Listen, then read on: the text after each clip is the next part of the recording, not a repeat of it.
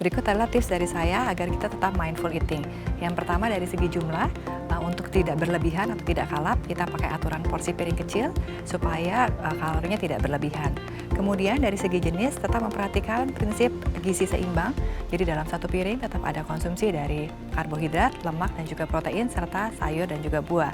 Hindari makanan cair yang berkalori tinggi seperti santan dan juga gorengan yang berlebihan. Kemudian jangan lupa dengan dampingi sayur dan buah untuk kebutuhan serat dan juga mengenyangkan lebih lama. Hindari juga makanan-makanan manis yang berlebihan karena makanan-makanan atau minuman tersebut boros kalori yang dapat menyebabkan kalori berlebihan. Nah, kemudian yang ketiga adalah dari segi jadwalnya. Perhatikan jadwal makan secara teratur kurang lebih 3 kali sehari atau jarak makan utama ke makan utama adalah 3-4 jam untuk bisa mengenyangkan lebih lama dan juga tidak menghindari terjadinya lonjakan gula darah yang berlebihan. Nah, yang keempat, jangan lupa konsumsi air yang putih yang cukup. Dan yang terakhir dari saya, jangan lupa tetap beraktivitas kurang lebih 30 menit per hari untuk tetap menjaga keseimbangan dari kalori dan juga berat badan.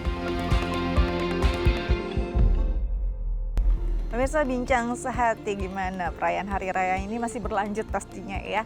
Pasti banyak sekali makanan-makanan yang istilahnya nggak bisa kita hindarkan karena enak banget.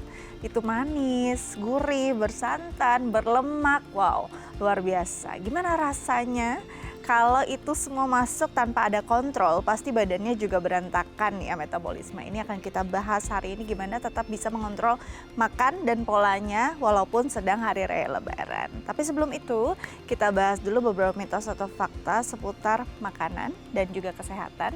Tentunya tidak sendirian, sudah bersama saya di studio ada Dr. Mulyana Daya, MGizi SPGK Aifoka, spesialis gizi klinik dari Rumah Sakit St. Carolus Summarecon Serpong. Kita sapa dulu dokter kita hari ini. Halo dok, apa kabar? Halo, apa kabar? Baik. Selamat datang lagi ya dok ya di Bincang Sehati. Hari ini kita bahas pola makan dan kesehatan seputar isi piring kita ya dok ya. Banyak banget mitos atau fakta yang masih mungkin salah dipahami atau salah kaprah, akhirnya jadi salah juga nih. Betul. Kita menerapkannya. Yang pertama saya ingin tanyakan, mitos atau fakta, kalau makan buah dulu itu lebih baik baru makan berat. Jadi buah itu diduluin gitu ya dok ya dibanding makan beratnya. Katanya ini lebih baik nih dok. Sebenarnya gimana? Mitos atau fakta? Jawabannya mitos. Mitos? Mitos. Ada udah banyak loh yang lakuin. Iya betul. Kenapa tuh dok? Mitos. Pada dasarnya baik sebelum maupun sesudah itu boleh saja.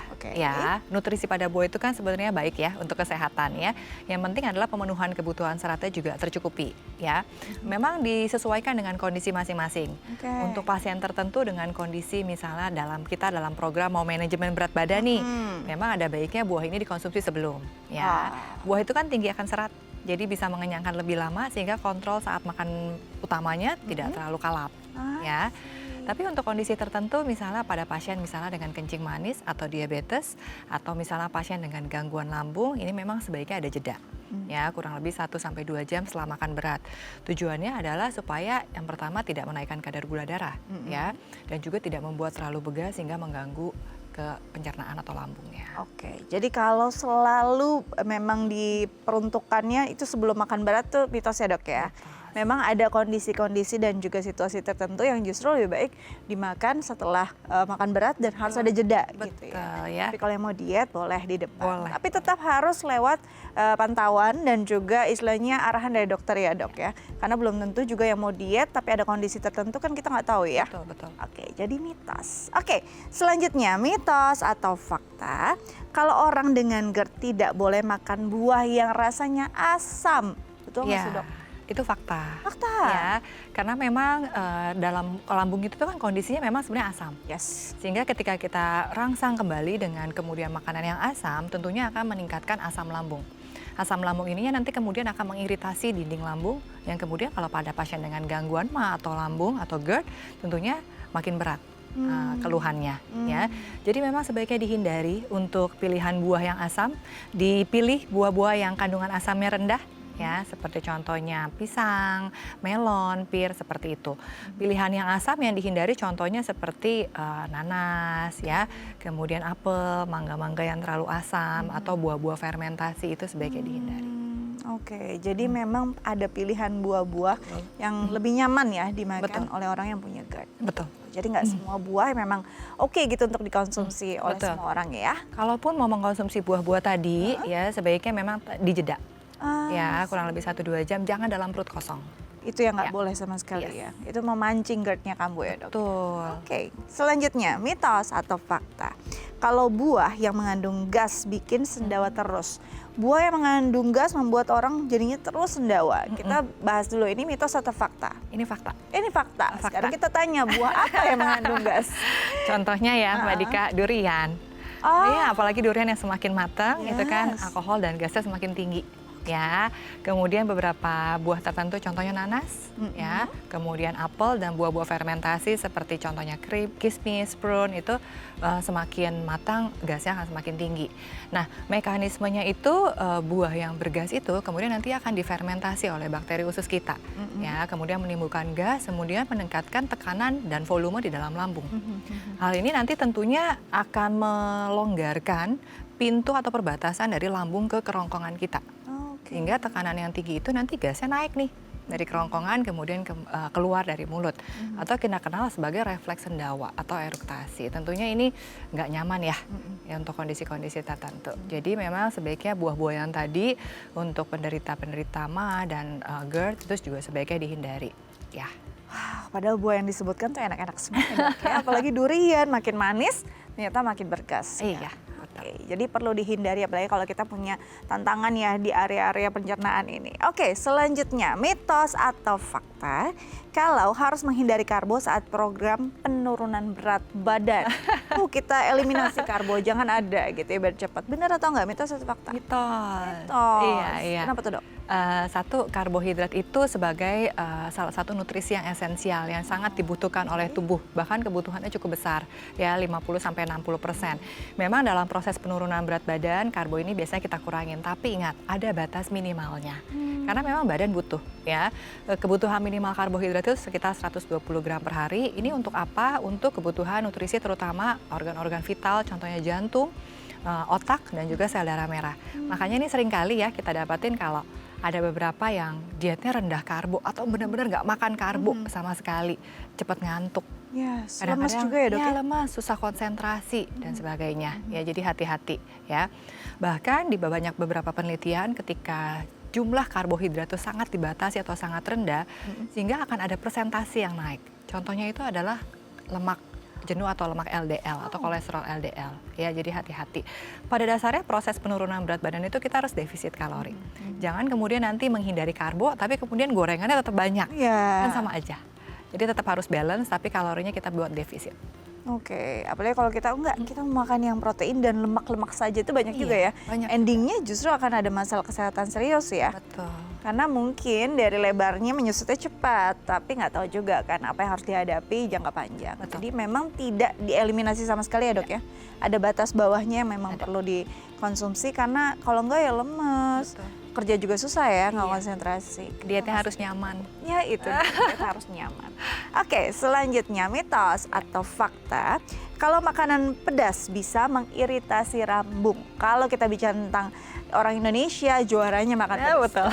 Kalau bisa berlevel-levelnya tuh apinya banyak gitu Iya, ya iya. kalau dari simbolnya. Nah, benar nggak dok? Ini bisa mengiritasi lambung. Jawabannya fakta. Fakta pula ya. Fakta. Gimana tuh dok? Jadi memang pedas ini kan biasanya pada dasarnya dari cabai ya. Cabai ini mengandung zat nutrisi tertentu yang namanya kita kenal sebagai capsaicin. Yap. Ya. Nah, capsaicin ini memang kalau berlebihan akan mengiritasi lambung. Ada batasannya ya. Memang yang disarankan itu batasannya tidak lebih dari 50 gram. 50 gram itu seperti maksimal 3 sendok makan per hari. Jadi kalau kita mau makan bakso pakai cabai. Jangan dibalik. Nah, cabai pakai cabai bakso. bakso. Ya, tapi untuk kondisi tertentu misalnya untuk gangguan pencernaan atau misalnya pasien ada gangguan MA, lambung atau gangguan usus ya, itu dibatasi juga itu bahkan maksimal hanya boleh 15 gram atau kurang lebih 1 sendok makan per hari. Oke. Ya, tipsnya kalau dari saya untuk pecinta cabai tapi misalnya ada gangguan lambung, nggak bisa terlalu yang berlebihan gitu ya, mungkin cabainya bisa kita masak terlebih dahulu Oke. ya supaya mengurangi level pedasnya dan juga mengurangi efek dari capsaicin tadi ya. Terus jangan dikonsumsi dalam perut kosong. Ya itu kasihan nanti lambungnya. Betul. Malah kadang-kadang, aduh seru nih makan yang pedes kan ya karena lagi lapar-laparnya. Padahal perutnya lagi kosong, dikenain deh tuh ya si pedasnya cabai. Ya wassalam, habis itu mungkin perih rasanya. Oke, sudah terjawab mitos fakta hari ini. Nanti kita akan bahas tema utama kita tentang bagaimana mengontrol makan dan pola makan sehat kita selama hari raya. Tetap bersama kami di Bincang Sehati.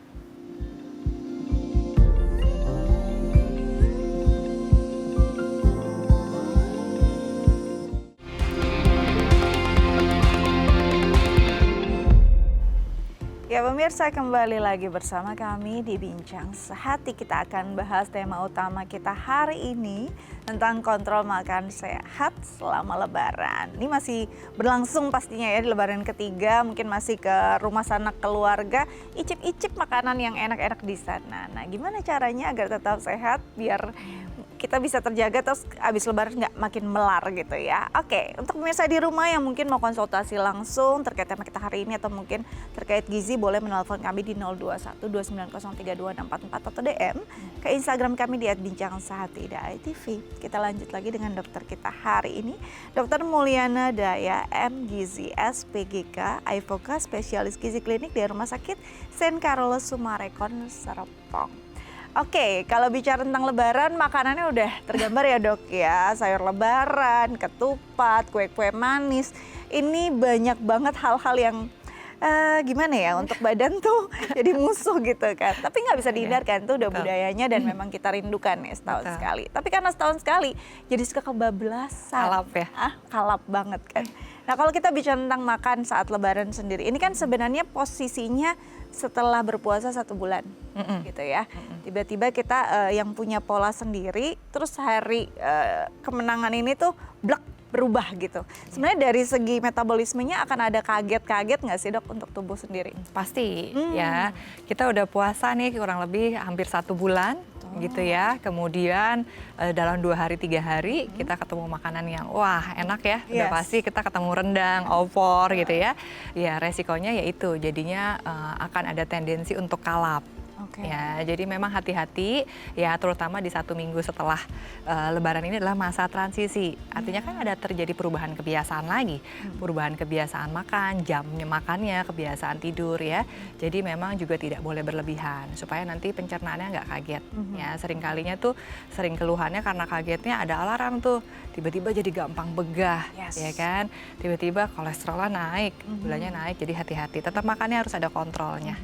Ya. Jadi yang tadinya 1 bulan menahan diri gitu ya, ini dalam 3 hari bisa bablas tuh pertahanan dirinya. Betul, ya, terutama di berat badan ya, hati-hati. Banget nih kanan, makin kanan makin hari makin berat gitu ya. Oke, nah kalau kita bicara dari komponen makanannya dulu, makanan-makanan Lebaran tuh ya memang kayak akan rasa sih sebenarnya, tapi ada santan, gula, butter dan segala macam. Gimana tuh dok? Oke, boleh dong, enak itu. Intinya makannya harus mindful. Mindful itu artinya kita makan sesuai dengan kebutuhan badan secara keseluruhan, bukan hanya dari kebutuhan mata. Maksudnya jangan lapar mata gitu ya. Tipsnya pertama dari saya untuk mindful itu adalah kita harus memperhatikan beberapa. Yang pertama dari jumlahnya ya. Jumlah, jenis, jadwal, dan juga cara mengkonsumsinya. Jumlahnya yang tadi kita katakan jangan kalap. Biasanya kan orang kalau lagi kalap itu dalam kondisi yang lapar, ya kan? Jadi ketika kita mau berkunjung nih, hari ini udah ditargetin kita mau berkunjung ke 3 rumah misalnya. Perutnya jangan kosong-kosong amat gitu pas mau datang, ya kan? Diganjel dulu misalnya sebelum pergi, misalnya dengan buah atau kacang-kacangan, sehingga nanti saat sudah berkunjung ke rumah saudara tidak terlalu lapar, tidak terlalu kalap. Itu cara untuk mensiasati jumlah yang tidak terlalu berlebihan ya. Kemudian dari jumlah juga kita bisa pakai strategi piring kecil supaya tidak berlebihan. Misalnya saya mau ke 3 rumah, saya batasi deh 1 rumah paling 2 sampai 3 piring kecil, jangan 2 sampai 3 piring besar ya kan, atau 2 sampai 3 mangkok kecil. Didahului misalnya 1 mangkok pertama buah, dan mangkok kedua dan ketiganya nanti bisa mengambil menu utama ya. Kemudian dari segi jenisnya kan banyak banget, bervariasi ya. Tetap memperhatikan prinsip gizi seimbang. Ada karbohidrat, lemak, protein, serat ya. Karbohidratnya misalnya Kalau pagi saya udah makan lontong, nanti atau dalam satu piring udah ada lontong, jangan pakai mie lagi deh atau nasi lagi. Jadi nanti mie-nya atau nasinya buat di rumah kedua dan ketiga gitu. Kalau saya sudah makan kue kering misalnya, nanti sorenya saya batasi deh konsumsi nasinya. Protein kan banyak tuh, ada opor, rendang dan sebagainya. Coba dilihat-lihat, seenggaknya gorengannya kita batasi ya.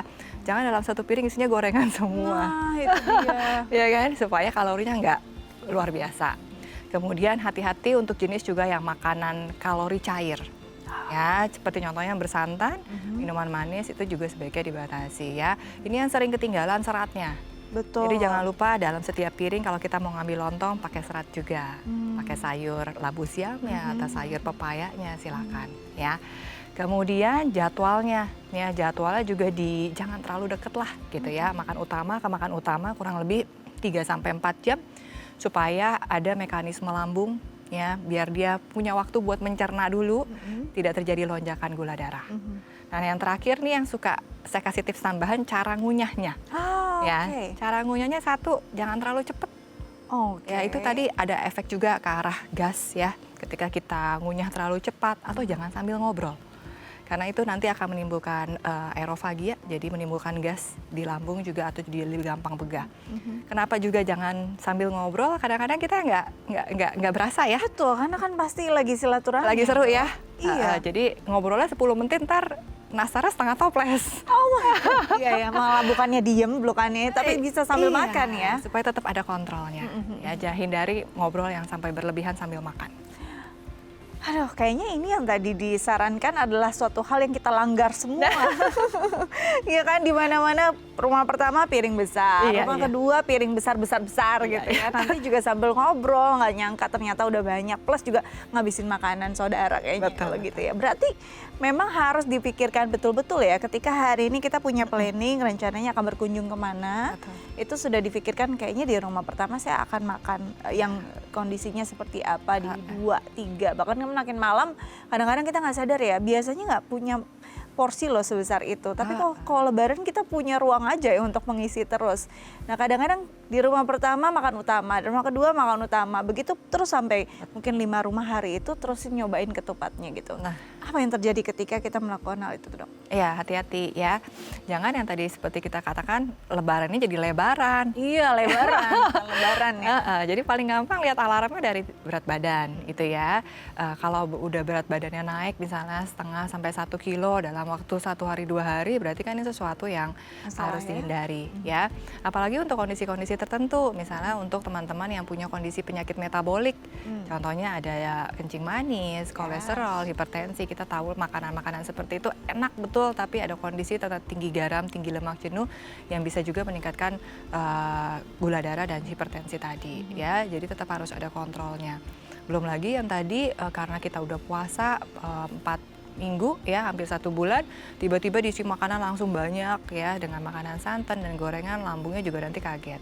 Jadi hati-hati, bukannya nanti bisa menikmati hari raya, tapi nanti karena ada keluhan-keluhan yang bikin nggak nyaman, malah jadi mengganggu. Oke, jadi memang ini perlu diperhatikan apalagi orang-orang yang punya masalah metabolik ya. Betul. Atau mungkin punya komorbid tertentu, ini kan akan jadi struggling sendiri gitu ya, Dok ya. Karena makanan-makanan yang tersaji memang enak, makanan yang jadi selera kita semua, tapi mungkin jadi musuh untuk sebagian orang gitu ya. Nah, berarti kalau kita bicara tentang mungkin orang-orang yang punya komorbid. Ini kan makanannya biasanya mungkin kalau yang hipertensi dipisahin, masaknya beda sendiri gitu kan. Tapi orang-orang yang memang lagi berhari raya kan makanan untuk semua orang, selera semua orang. Ada awareness sendiri nggak? Khususnya misalnya untuk yang hipertensi dulu nih. Apakah memang perlu ada yang diperhatikan? Wah, saya nggak bisa kontrol nih garamnya di setiap makanan, apalagi rumah-rumah saudara gitu ya, Dok ya. Ini gimana nih? Ya, untuk hipertensi itu kan biasanya prinsipnya kita mengurangi konsumsi garam atau natrium. Nah, ini kadang-kadang seringkali ada garam tersembunyi. Ya, contohnya dari kuah-kuah tadi. Ya, bolehlah orang-orang hipertensi ini misalnya masa sebelahnya makan rendang, dia diam aja ngeliatin, kan nggak mungkin, kasihan ya. Boleh kayak makan opor atau rendangnya, tapi saran saya kuahnya dihindari. Oh, kuahnya? Jadi, ataupun kalau makan kuah dibatasi, misalnya seperti ini, misalnya makan lontongnya misalnya 3 potong sama rendangnya, kuahnya jangan dihabisin setengah mangkok atau 1 mangkok. Cukup misalnya sebatas kita mengambil lontongnya tadi 3 sendok makan. Agar ada rasanya Betul, saja ya. terus jangan lupa untuk konsumsi air putih setelah itu ya, untuk menetralisir dari natrium atau garam yang ada di dalam tubuh. Ya. Jadi memang itu yang harus diperhatikan ya. Betul, sama jangan lupa konsumsi sayurnya, ya itu juga untuk mengikat kolesterol atau lemak jenuh yang kita makan. Ya kadang-kadang hipertensi bukan hanya disebabkan karena garam yang tinggi, tapi karena lemak jenuh yang tinggi. Tapi dok, kalau bicara tentang sayur nih ya, sayur lebaran itu kan sudah dimasak dengan santan-santannya gitu kan. Apakah nilai seratnya sama atau sebenarnya kita butuh loh tambahan serat lain? Sebenarnya boleh ya, tidak mengurangi untuk dari nutrisinya ya, asal tidak dipanaskan berkali-kali. Oh. Ya, karena ketika dipanaskan berkali-kali lemak dari santannya pun menjadi lemak jenuh. Ya, kemudian nutrisi dari sayurnya pun menjadi berkurang. Ya, jadi sarannya tidak berkali-kali ya. Atau tambahan lainnya misalnya snackingnya dari buah. Gitu ya, selain misalnya dari buah, misalnya di rumah pertama sudah ada es buah, buahnya nggak usah dihabisin, nanti di rumah kedua buahnya buah potong. Seperti itu. Jadi untuk tambahan seratnya. Jadi untuk tambahan seratnya, soalnya kadang-kadang isi sayurannya itu paling mungkin labu siam atau pepayanya betul. Udah sampai hancur banget ya dok ya, karena dipanaskan berkali-kali langsung berpikir ini masih ada seratnya nggak sih gitu kan. Ternyata memang bisa diganti dengan buah atau kalau mungkin kita bisa persiapan kita makan dulu ya sayur-sayur rebus dari rumah ya dok ya. Atau serat lainnya kita bisa dapat dari kacang-kacangan Mbak Dika. Kadang-kadang kan ada dari bubur kacang hijau seperti itu tuh bisa. Atau misalnya kan kalau lagi lebaran kita sering ada di pasar kolang-kaling. Nah itu juga boleh. Oh itu bisa kolang-kaling itu serat dan itu serat larut. Ya, kolang-kaling atau puding, cincau itu termasuk serat larut. Itu bisa buat tambahan serat. Tapi hati-hati, jangan ditambahkan gula yang berlebihan. Itu dia, gula dan sirupnya kadang berlebihan ya dok ya. Ternyata bisa jadi pilihan nih untuk kombinasi makanan yang ada di rumah ya. Kolang-kaling, cincau, dan buah-buahannya pasti harus bisa dipastikan ada gitu. Dan ingat lagi, gulanya jangan kebanyakan gitu ya. Oke, kalau kita bicara tentang makan selama lebaran, ini kan kadang ada yang nggak terkontrol, mungkin keseringan atau karena aduh harus ke rumah saudara dulu jauh gitu kan. Orang-orang yang struggle dengan masalah pencernaan biasanya akan mulai bereaksi tuh di lebaran kedua udah mulai gak enak nih makannya. Karena telat makannya, apalagi mungkin yang masih perjalanan dan mudik gitu ya dok. Gimana tuh menyiasatinya dok? Iya, jadi hati-hati untuk yang para penderita lambung ini ya. Yang pertama tadi jumlahnya porsinya sedikit-sedikit tapi sering. Ya, jadi jangan langsung makan berat. Kemudian jenisnya hindari makanan yang terlalu pedas, asam, makanan yang bergas ya, contohnya soda gitu ya, kadang-kadang suka ada minuman-minuman soda ya, terus kafein itu juga sebaiknya dihindari ya. Kemudian jadwalnya tadi jangan terlalu dekat ya, jadi sebaiknya dijeda untuk makan utama itu kurang lebih 4 jam supaya lambungnya punya waktu untuk mencerna dulu ya. Kalau untuk snacking itu kurang lebih 2-3 jam setelah makan utama ya. Kemudian habis makan jangan langsung berbaring. Biasanya enak tuh ya sambil ngobrol ya, rebahan. Iya, jangan sampai berbaring juga atau rebahan. Jadi lambungnya juga nanti pencernaannya malah lebih melambat. Ya, jadi seperti itu. Oke, jadi jeda waktunya harus diperhitungkan betul ya. Tidak terlalu panjang, tidak juga terlalu dekat-dekat ya dok ya. Karena lambungnya juga bekerjanya tidak optimal. Karena memang sudah ada masalah di pencernaannya begitu. Mungkin satu lagi tambahan dari saya, jangan lupa aktif bergerak. Ya, ini sangat membantu untuk proses pencernaan ya, sehingga nanti pencernaannya juga lebih lancar. Sama seperti kalau kita malas bergerak, lambungnya juga pencernaannya juga jadi malas bergerak. Jadi keluhannya seringkali lebih gampang pegah atau kadang-kadang sembelit ya. Jadi memang diperhitungkan juga gimana caranya untuk bisa aktif bergerak ya. Bukan bergerak ke rumah sana sini sih. Kalau itu untuk mobilitasnya dengan mobil biasanya atau dengan kendaraan. Tapi bergerak memang paling tidak sebelum kita berkunjung ke rumah saudara atau sebelum kita istirahat adalah aktivitas yang bisa diolah dulu gitu ya, olahraga kecil-kecil, karena ini pastinya memang rada beda situasinya, rada berbeda juga konsumsinya. Jadi perlu ekstra juga untuk bisa bergeraknya. Apa yang terjadi kalau kita nggak gerak tuh dok? Apakah besoknya jadi susah ke belakang atau gimana? Salah satunya itu Mbak Dika. Jadi pada dasarnya kan badan itu kan harus balance, harus seimbang. Terutama dari segi kalori ya, kita kalori yang masuk sama kalori yang keluar harus seimbang. Sehingga ya kita tahulah kalau misalnya saat hari raya tendensi untuk kelebihan kalori itu sangat tinggi ya. Jadi kita harus bantu badannya gitu untuk bisa menuju ke keseimbangan itu. Jadi kita harus gerak untuk membantu kalori yang masuk itu juga seimbang dengan kalori yang keluar ya. Contohnya aja nih, kue nastar 3 itu kalori 150 kalori. Wow, Kita jalan, kita jalan 1 jam berapa kalori? kayaknya nggak nyampe ya dok ya. 150 lah gitu kalau jalannya ya santai gitu ya. Jadi tetap harus diimbangi.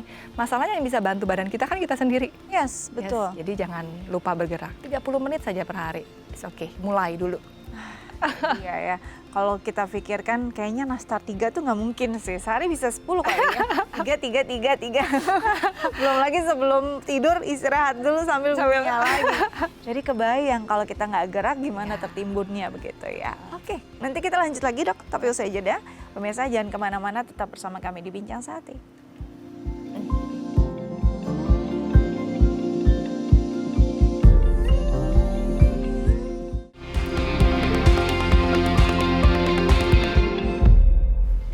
Ya pemirsa, kembali lagi bersama kami di Bincang Sehati. Kita masih membahas tema utama kita tentang bagaimana mengontrol makanan dan juga menjaga kesehatan tubuh setelah lebaran. Nah, untuk pemirsa di rumah yang mungkin punya pertanyaan terkait tema kita hari ini atau seputar gizi, boleh menelpon kami di 0212903244 atau DM ke Instagram kami di @bincang_sehati.itv. Kita lanjut lagi dengan dokter kita hari ini, Dr. Mulyana Daya MGizi SPGK Aifoka, spesialis gizi klinik dari Rumah Sakit St. Carolus Sumarekon Serpong. Tadi kita sudah bahas ya pola makan kita yang selama lebaran tuh emang dibilang berantakan sih enggak ya karena setahun sekali. Tapi kalau dilihat lagi ya emang berantakan. Jadi kayak pembenaran enggak ini setahun sekali, tapi kalau dilihat lagi emang berantakan parah sih. Kadang-kadang udah makan A, B, C, D, terus kita jajan lagi kan dok. Jalan-jalan ngabisin uang THR gitu ya. Itu juga suatu hal yang bisa merusak banyak hal, merusak kantong juga sebenarnya. Kalau kita bicara tentang makan saat lebaran, ini pasti berantakan. Terus juga mungkin untuk sebagian orang yang punya masalah tertentu, pasti ada hal yang jadi ya perlu di-adjust lagi. Perlu nggak sih ada diet khusus yang memang dilakukan pasca hari raya? Atau mungkin harus ada yang berpikir detox kali ya, kemarin makanannya udah berantakan banget gitu. Ini bisa nggak dilakukan sebenarnya dok? Ya sebenarnya boleh saja gitu ya, cuma memang tetap harus dilihat kondisinya masing-masing ya. Diet detox ini kan juga banyak variasinya. Ada yang benar-benar hanya mengkonsumsi tanpa protein gitu ya, jadi hanya sayur dan buah saja gitu atau serat. Jadi hati-hati juga, tetap disesuaikan dengan kebutuhan masing-masing ya. Terutama di 1 minggu setelah pasca puasa ini kan kita masa transisi. Ya, masa transisi ini yang seringkali menjadi kebutuhan kita untuk badan kita untuk beradaptasi lagi ya. Pada dasarnya tetap harus seimbang tadi, harus ada self controlnya ya, sehari 2 hari. Ingat lebaran itu kan 2-3 hari ya, bukan 2-3 minggu. Jadi tetap harus ada kontrolnya, barengnya aktivitas fisik ya. Jadi sebenarnya memang lebaran tuh 2-3 hari, tapi halbilnya itu ya dok ya. Kayaknya berminggu-minggu 1 bulan penuh gitu ya. Benar. Berarti kalau dibilang detox yang dimaksudkan sebenarnya makannya jadi makan yang sudah lebih mindful lagi aja gitu Lebih ya dok ya. mindful. Tidak mengeliminasi banyak hal. Betul. Karena banyak juga yang udah kita minum jus aja seharian gitu. Apa tuh efeknya dok? Hati-hati gitu ya. Jadi ketika kita hanya mengkonsumsi misalnya dari jus buah saja misalnya 1 minggu gitu ya, mungkin secara berat badan bisa turun gitu ya. Tapi hati-hati itu kalorinya defisitnya sangat rendah gitu. Misalnya kalorinya sangat rendah ya.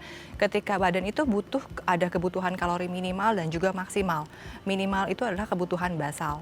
Basal itu artinya kebutuhan kalori yang setidaknya dibutuhkan badan untuk bisa bertahan. Sehingga kalau terlalu rendah ya, itu metabolismenya juga akan turun. Jadi bukan hanya nanti beratnya yang turun, tapi metabolismenya yang turun.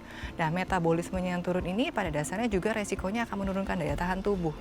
Ya, karena pada dasarnya apalagi hanya mengkonsumsi jus buah dan sayur, proteinnya kan hampir nggak ada. Iya. Ya, nanti turun massa ototnya juga berlebihan. Hati-hati ketika metabolisme turun, massa ototnya turun, daya tahan tubuhnya turun, malah resikonya gangguan ke kesehatan. Ya. Jadi jangan kira-kira ambil keputusan sendiri lah ya dok. Betul. Ya. Karena kita nggak tahu nutrisi apa yang sebenarnya dibutuhkan. Dan kalau kita eliminasi nanti malah bukannya mensupport dengan baik, justru jadi punya masalah baru terhadap kesehatan. Karena memang kita tetap butuh, ya lemak kita butuh, protein kita butuh ya dok ya. Betul. Ketika kita cuma pure makan serat saja, pasti ada ketidakseimbangan. Betul. Karena diet yang sehat itu adalah diet yang bisa menunjang kesehatan, diet yang benar. Ya, ketika kita melakukan diet tertentu ikut-ikutan misalnya, ya. Si A misalnya dia diet detox kok bisa ya, oke. Saya kok diet detox kemudian ada gangguan sakit mah misalnya, atau saya jadi pusing karena gula darahnya cepat turun. Artinya kan dietnya malah mengganggu kesehatan. Betul. Mungkin tujuannya misalnya hanya sekedar untuk mau nurunin berat badan, tapi ada masalah-masalah baru. Artinya dietnya belum pas, belum Karena tepat. bukan masalah jadinya mengecil aja ya dok ya, Yes. diameternya berkurang bukan itu, tapi harus dilihat kombinasi dari diameter yang berkurang itu apa gitu ya. Takutnya yang hilang malah masa ototnya. Masa otot, dan itu sangat fundamental untuk ke daya tahan tubuh kita. Oke, imunnya bisa berantakan dong Sangat, berarti. ya, karena daya tahan tubuh kita dan yang lain-lain itu salah satu modalnya itu dari kecukupan protein harian kita. Berarti kalau memang diet atau sebenarnya diet itu kan mengatur pola makan ya dok ya? Betul. Mengatur pola makan yang memang dianjurkan pasca hari raya yang 3 hari mungkin kita ya udah dijaga-jaga juga tetap aja gitu kan. Iya. Yang dianjurkan yang kayak gimana tuh dok? Pada dasarnya seimbang. Hmm. Ya, seimbang ini artinya kita bisa memenuhi kebutuhan makro dan juga mikronutrien. Ya, makronutrien itu dari yang tadi karbohidrat ya.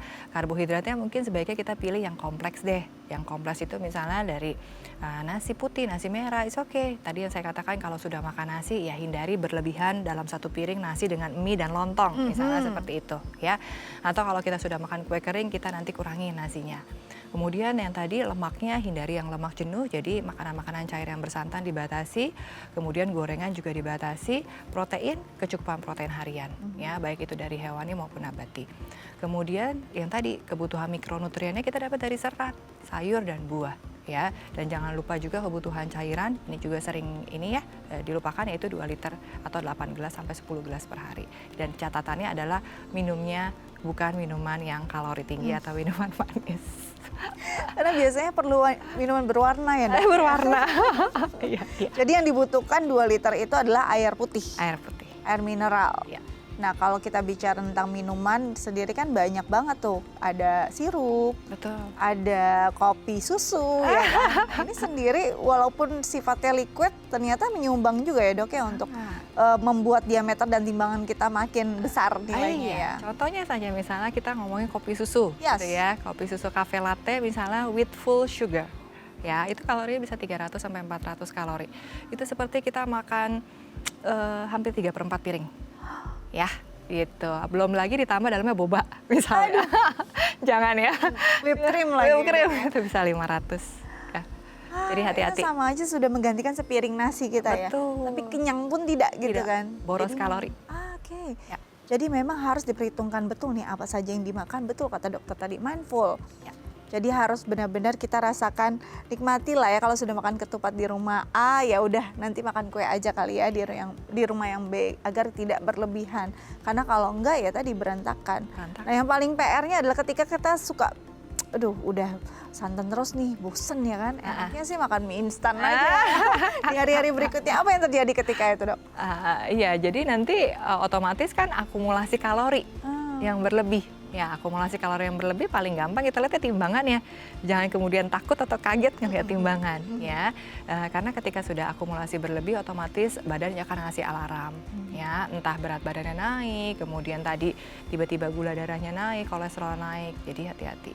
Berarti butuh nggak dok cek kesehatan apalagi orang-orang yang muda lansia gitu ya, pasca kita hari raya atau mungkin habis mudik kan, ini juga perjalanan panjang.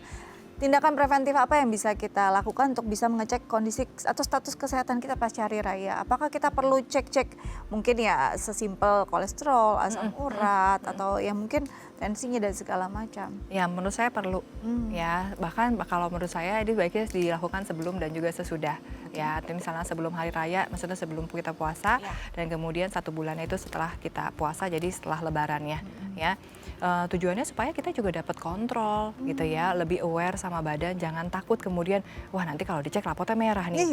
Jangan gitu, jadi justru itu sebagai panduan kita untuk kedepannya nanti memperbaiki lifestyle-nya atau pola makannya. Ya, karena badan itu memang kan beradaptasi ya. Kalau memang kolesterol naik karena pola makan, ya kita tetap harus perbaiki dari situ supaya nggak berlanjut ke dampak selanjutnya gitu ya.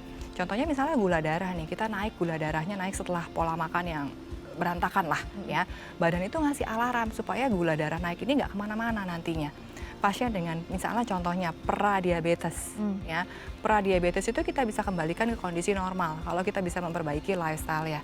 Tapi kalau kita kemudian cuek, kemudian kita nggak memperbaiki lifestyle, pradiabetes ini kan bisa jadi diabetes. Ya kan, diabetes nggak bisa balik lagi ke pradiabetes, nggak bisa. Kalau udah diabetes ya diabetes seumur hidup.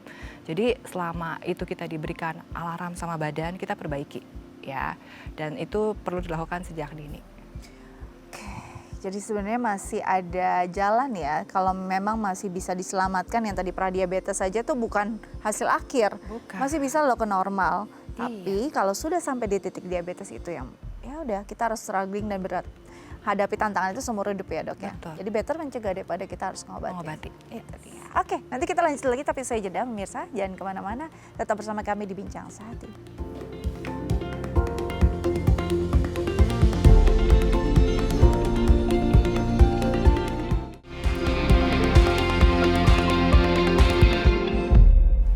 Baik pemirsa, kembali lagi bersama kami di Bincang Sehati. Kita masih membahas tema utama kita tentang hari raya dengan makanan yang tidak terkontrol ini. Bagaimana bisa tetap sehat, bugar setelahnya. Nah, untuk pemirsa di rumah yang mungkin punya pertanyaan terkait tema kita hari ini atau ingin menelpon kami terkait konsultasi gizi, boleh menghubungi kami di 0212903244 atau DM ke Instagram kami di @bincangsehati.tv.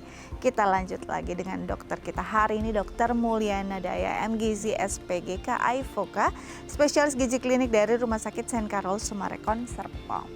Oke, tadi kita sudah bahas ada beberapa hal yang jadi catatan bahwa ternyata dengan pola makan yang tadinya 1 bulan sudah cukup tertata, walaupun sebenarnya kadang-kadang di puasa juga suka ada kalap-kalap ya dok ya.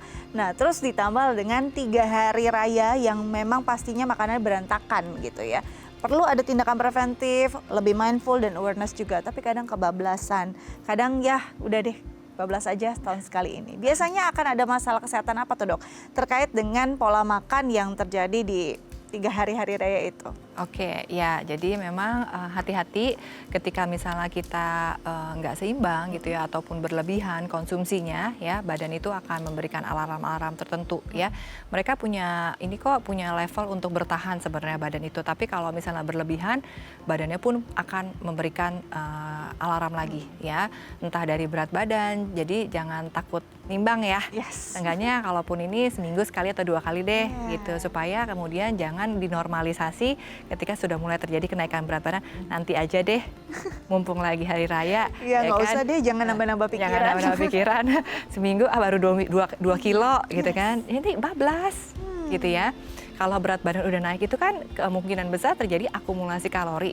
Nah berat badan yang berlebih itu kan juga kemungkinan besar adalah akumulasinya dari lemak.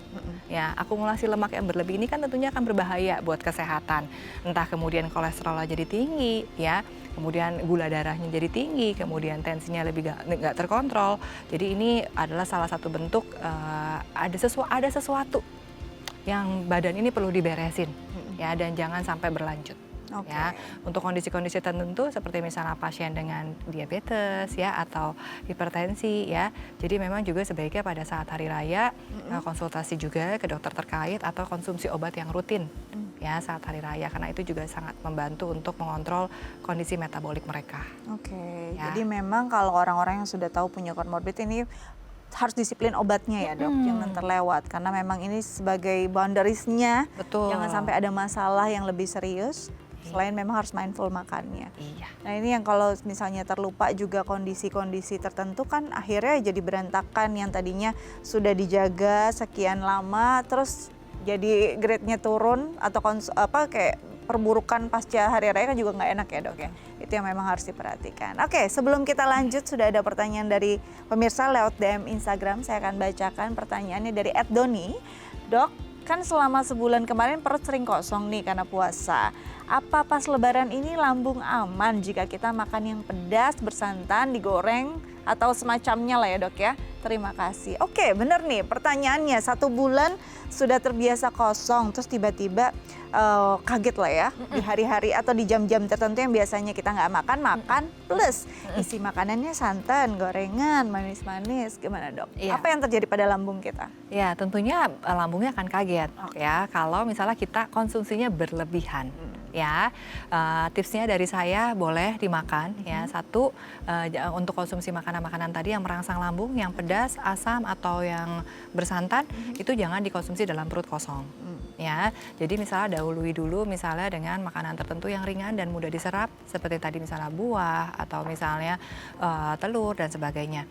Kemudian kalau misalnya mengkonsumsi kuahnya cukup dibatasi ya, misalnya hanya 3-4 sendok sebatas kita makan menunya ya. Untuk gorengan misalnya yang tadi saya katakan batasinya kalau udah satu piring ada satu gorengan jangan ditambah dengan gorengan lainnya ya. Kemudian jadwal makan tadi.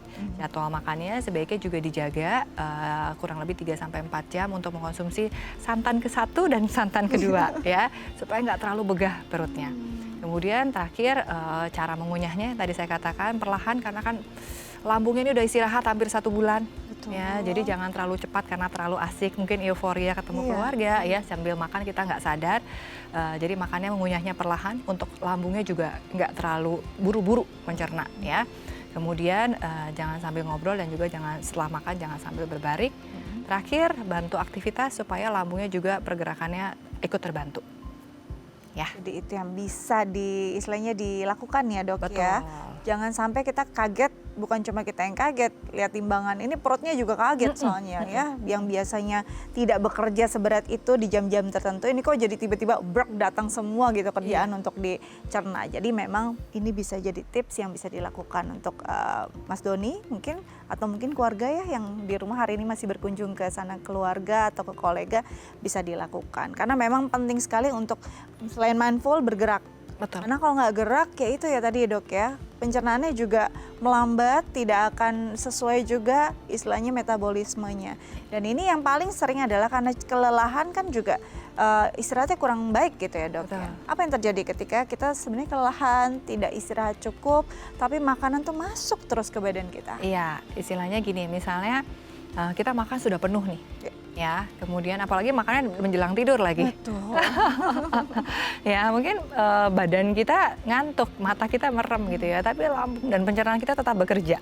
Apalagi dengan beban yang berat tuh. Betul. Ya, otomatis besok paginya atau siangnya, besoknya setelah kita beraktivitas, pencernaannya jadi nggak enak. Ya, atau kadang-kadang disertai dengan keluhan GERD ya. GERD itu seperti misalnya perutnya terasa penuh dan kadang-kadang terasa panas di dada. Ya, itu karena kondisi pencernaannya juga terlalu beban berlebihan sehari sebelum misalnya konsumsi yang makanan-makanan tinggi yang merangsang lambung. Ya, jadi tetap harus diperhatikan di jenis dan juga jadwal makannya tadi. Itu dia jadwal makannya, jangan sampai tiba-tiba ada jadwal makan tambahan ya dok, makan tengah malam. Iya itu.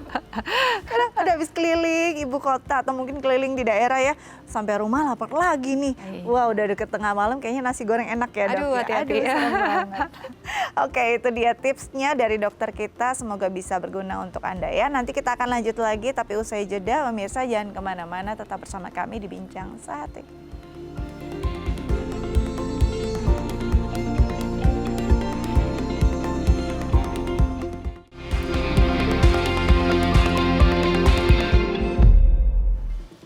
Ya pemirsa, kembali lagi bersama kami di Bincang Sehat, masih membahas tema kita tentang kontrol makan sehat selama dan setelah hari raya, dan masih bersama dengan dokter kita hari ini, Dr. Mulyana Daya MGizi SPGKI Foka, spesialis gizi klinik dari Rumah Sakit St. Carol Sumarekon Serpong.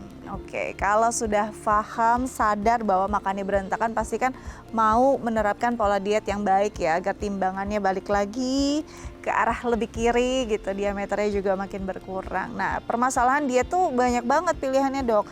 Mungkin ada saran dari dokter yang memang paling tepat untuk dilakukan, karena mungkin banyak yang akhirnya berpikir ya udah ya skip aja deh sarapannya atau defisit kalori sebanyak-banyaknya gitu. Tapi kan pasti akan mengganggu juga kesehatan kita. Gimana dok?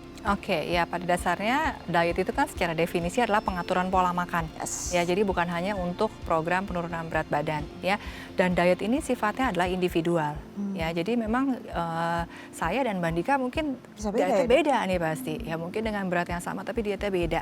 Si A dengan intermittent fasting bisa nih, kok saya nggak bisa ya intermittent fasting, pusing kalau nggak gangguan mah. Ya artinya dietnya memang nggak sesuai.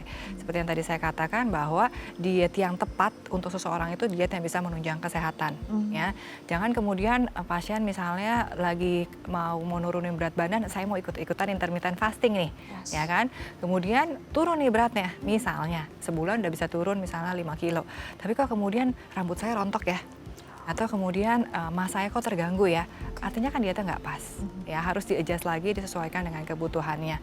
Memang sampai sekarang diet yang disarankan adalah tetap diet seimbang, ya balance diet karena badan pun memang harus pada prinsipnya seimbang. Ya, kemudian bahkan di beberapa negara tertentu sudah menganut prinsip piramida makanannya dengan mengutamakan real food. Ya, sekarang kan kita tahu ya banyak proses ultra processed food ya, karena memang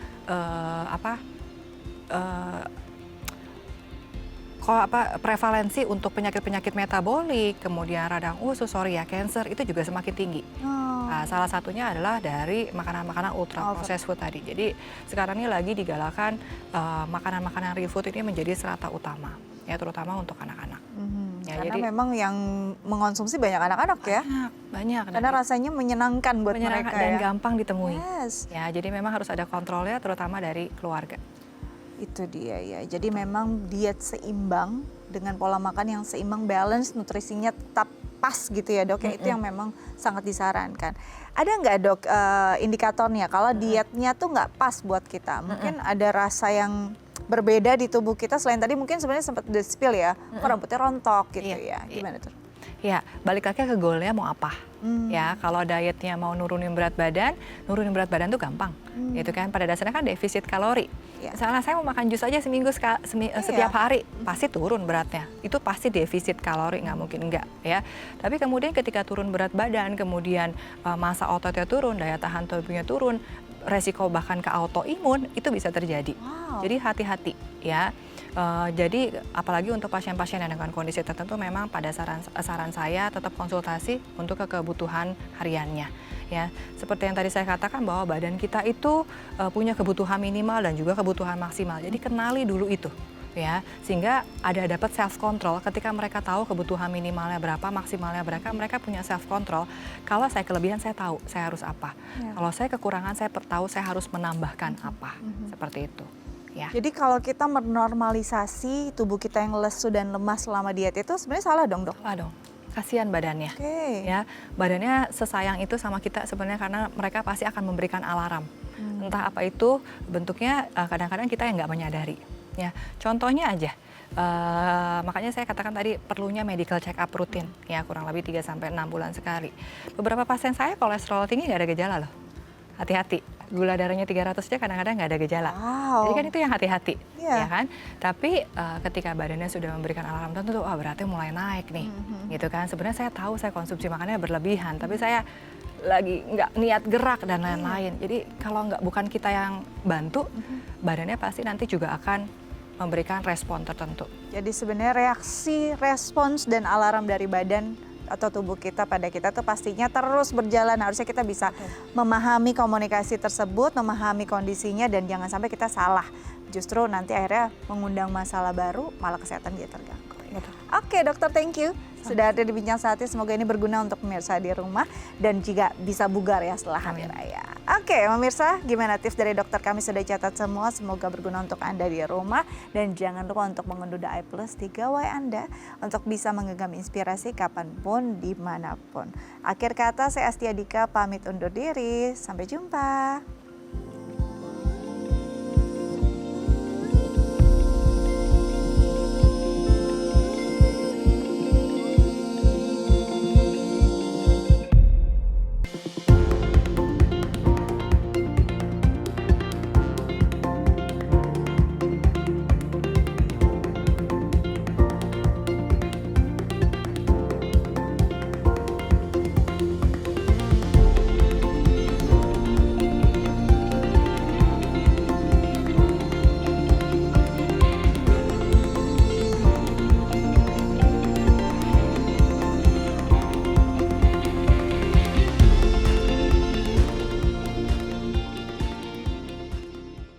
Mau tetap bugar setelah hari raya, ikuti tips-tips ini.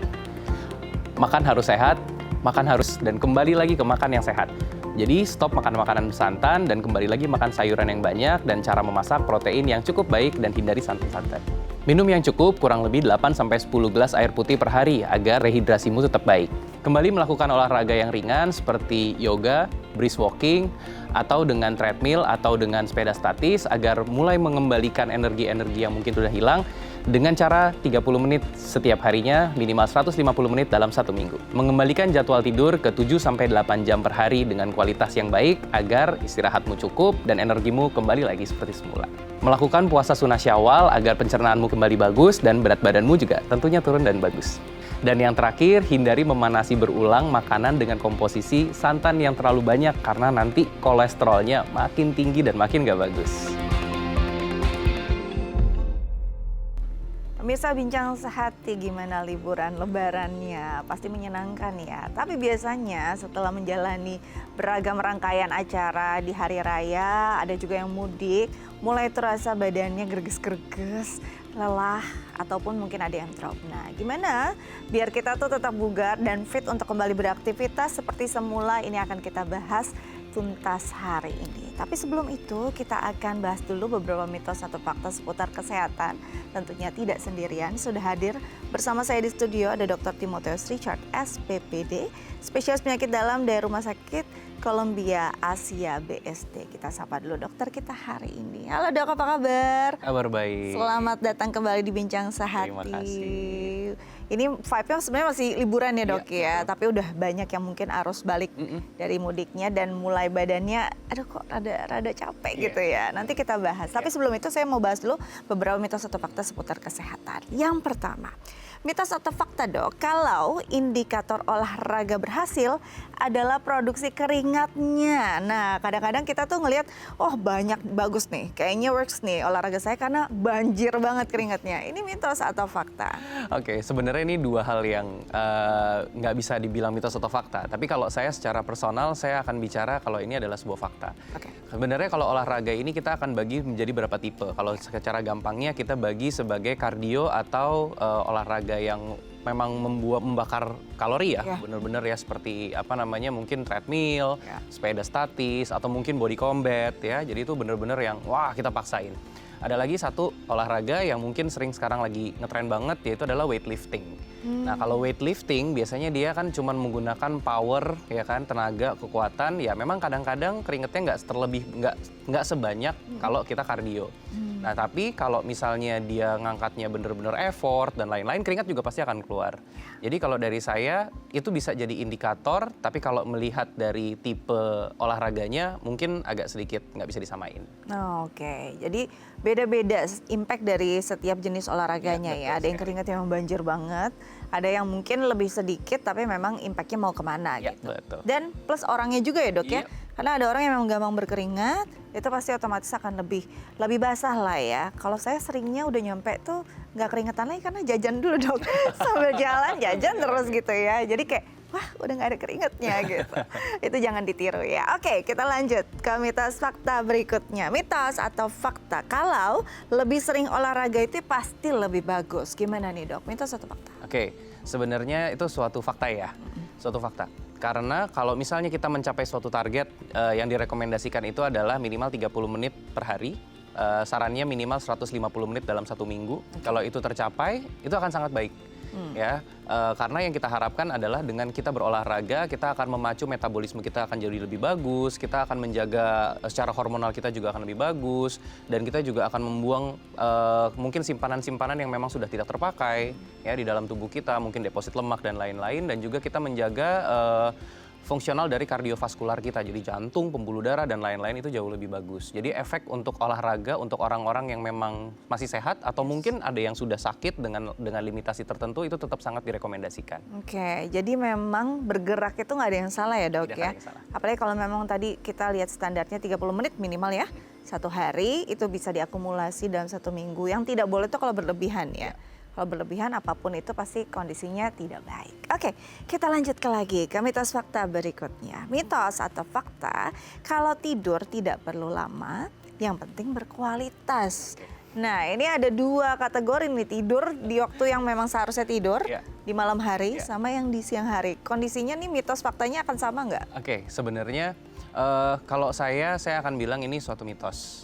Jadi sebenarnya waktu tidur kita dengan kualitas tidur kita ini nggak bisa dilepas. Jadi dua-duanya harus benar-benar bersamaan, harus bareng. Dengan waktu tidur yang cukup untuk dewasa ya tentunya itu sekitar 7 sampai 8 jam atau mungkin 9 jam dengan kualitas tidur yang bagus, tidak terbangun di malam hari ya. Mungkin bangun di malam hari banyak faktor. Memang terbangun secara sadar, mungkin ada suara atau kebisingan tertentu atau mungkin bangun yang paling sering karena mungkin harus berkemih, kencing. Yes. Ya, itu juga harus dilihat berapa kalinya. Jadi itu kualitas tidur akan terlihat. Dan kita harus bedakan maksud dari kualitas tidur ini dan waktu tidur ini adalah di malam hari. Bukan diakumulasi dari mungkin tidur siang atau tidur sore gitu. Jadi ini dua ini akan berbeda dan orang-orang yang tidurnya lebih lama dengan kualitas tidur yang kurang baik atau mungkin kebalikannya tidurnya pendek tapi kualitas tidurnya baik pasti outcome-nya akan berbeda. Kita Sangat pengennya berbeda, dua-duanya ya. harus bagus. Jadi memang antara kuantitas dan kualitasnya harus sejalan ya Betul dok ya. sekali. Nggak bisa bilang bahwa kata dokter Richard nggak apa-apa kok yang penting berkualitas, ya beda juga. Tetap harus dikombinasi juga karena kalau kita berpikir banyak yang mungkin orang-orang yang night owl ya. Iya. Itu malah aktif di malam hari. Jadi baru tidur setelah jam 12 malam begitu ya, jam 5 pagi sudah harus bangun lagi. Bilangnya untuk tetap berkualitas tapi tetap aja masih kurang ya dok ya. Jadi harus diperhatikan kuantitas dan kualitasnya. Tapi kalau tidur siang jangan kelamaan ya dok Betul. ya. Oke, selanjutnya mitos atau fakta kalau suplementasi sama bagusnya dengan manfaat real food. Jadi banyak yang makannya, saya kan makannya berantakan, saya sembarangan, tapi nggak apa-apa, saya minum banyak multivitamin kok. Vitamin-vitaminnya tinggal lep aja gitu. Ini sebenarnya bisa menggantikan mitos atau fakta? Oke, seperti namanya ya, suplementasi. Jadi dia bukan pengganti real food sebetulnya. Jadi untuk suplementasi ini memang ada sebagian yang diharuskan untuk dikonsumsi jika memang defisiensi ya. Yes. Seperti mungkin vitamin B, vitamin D ya. Itu perlu untuk dikonsumsi dalam jangka waktu tertentu untuk menggantikan kekurangan dari vitamin tersebut. Tapi kalau misalnya ditanya perlu nggak sih kita daily use untuk pakai vitamin-vitamin tersebut? Sebenarnya kalau dia makannya bagus, bisa makan buah, sayur-sayuran dengan intake yang baik, seperlunya saja harusnya. Tapi ketika memang dia memiliki kondisi penyakit tertentu, memang ada suplementasi yang disarankan untuk dikonsumsi setiap harinya. Nah, jadi ini memang dua hal yang berbeda. Tapi kalau misalnya kita tanya, dok, perlu nggak sih kita mengkonsumsi vitamin-vitamin seperti vitamin C dan lain-lain? Perlu nggak? Kalau dari saya akan merekomendasikan jika memang dalam kondisi yang tidak fit saja. Contoh misalnya lagi nggak enak badan, musim penghujan, banyak kerjaan, aktivitas fisik yang berlebihan, kerjaan kantor lagi banyak, rencana mau keluar kota dan lain-lain, memang mengharuskan tubuh kita harus fit, oke silahkan konsumsi dulu saja. Oke, tapi memang yang jadi poin utamanya, yuk makan real food dulu ya. Betul sekali. Kan nutrisi yang paling baik ya dari situ. Plus juga menyenangkan sebenarnya kalau kita bisa mindful, makannya tuh jadi malah membahagiakan dan Betul bikin sekali. hati kita senang. Dibanding kita lep-lep terus kan ya multivitamin. Plus kantong juga jadi tongpes ya.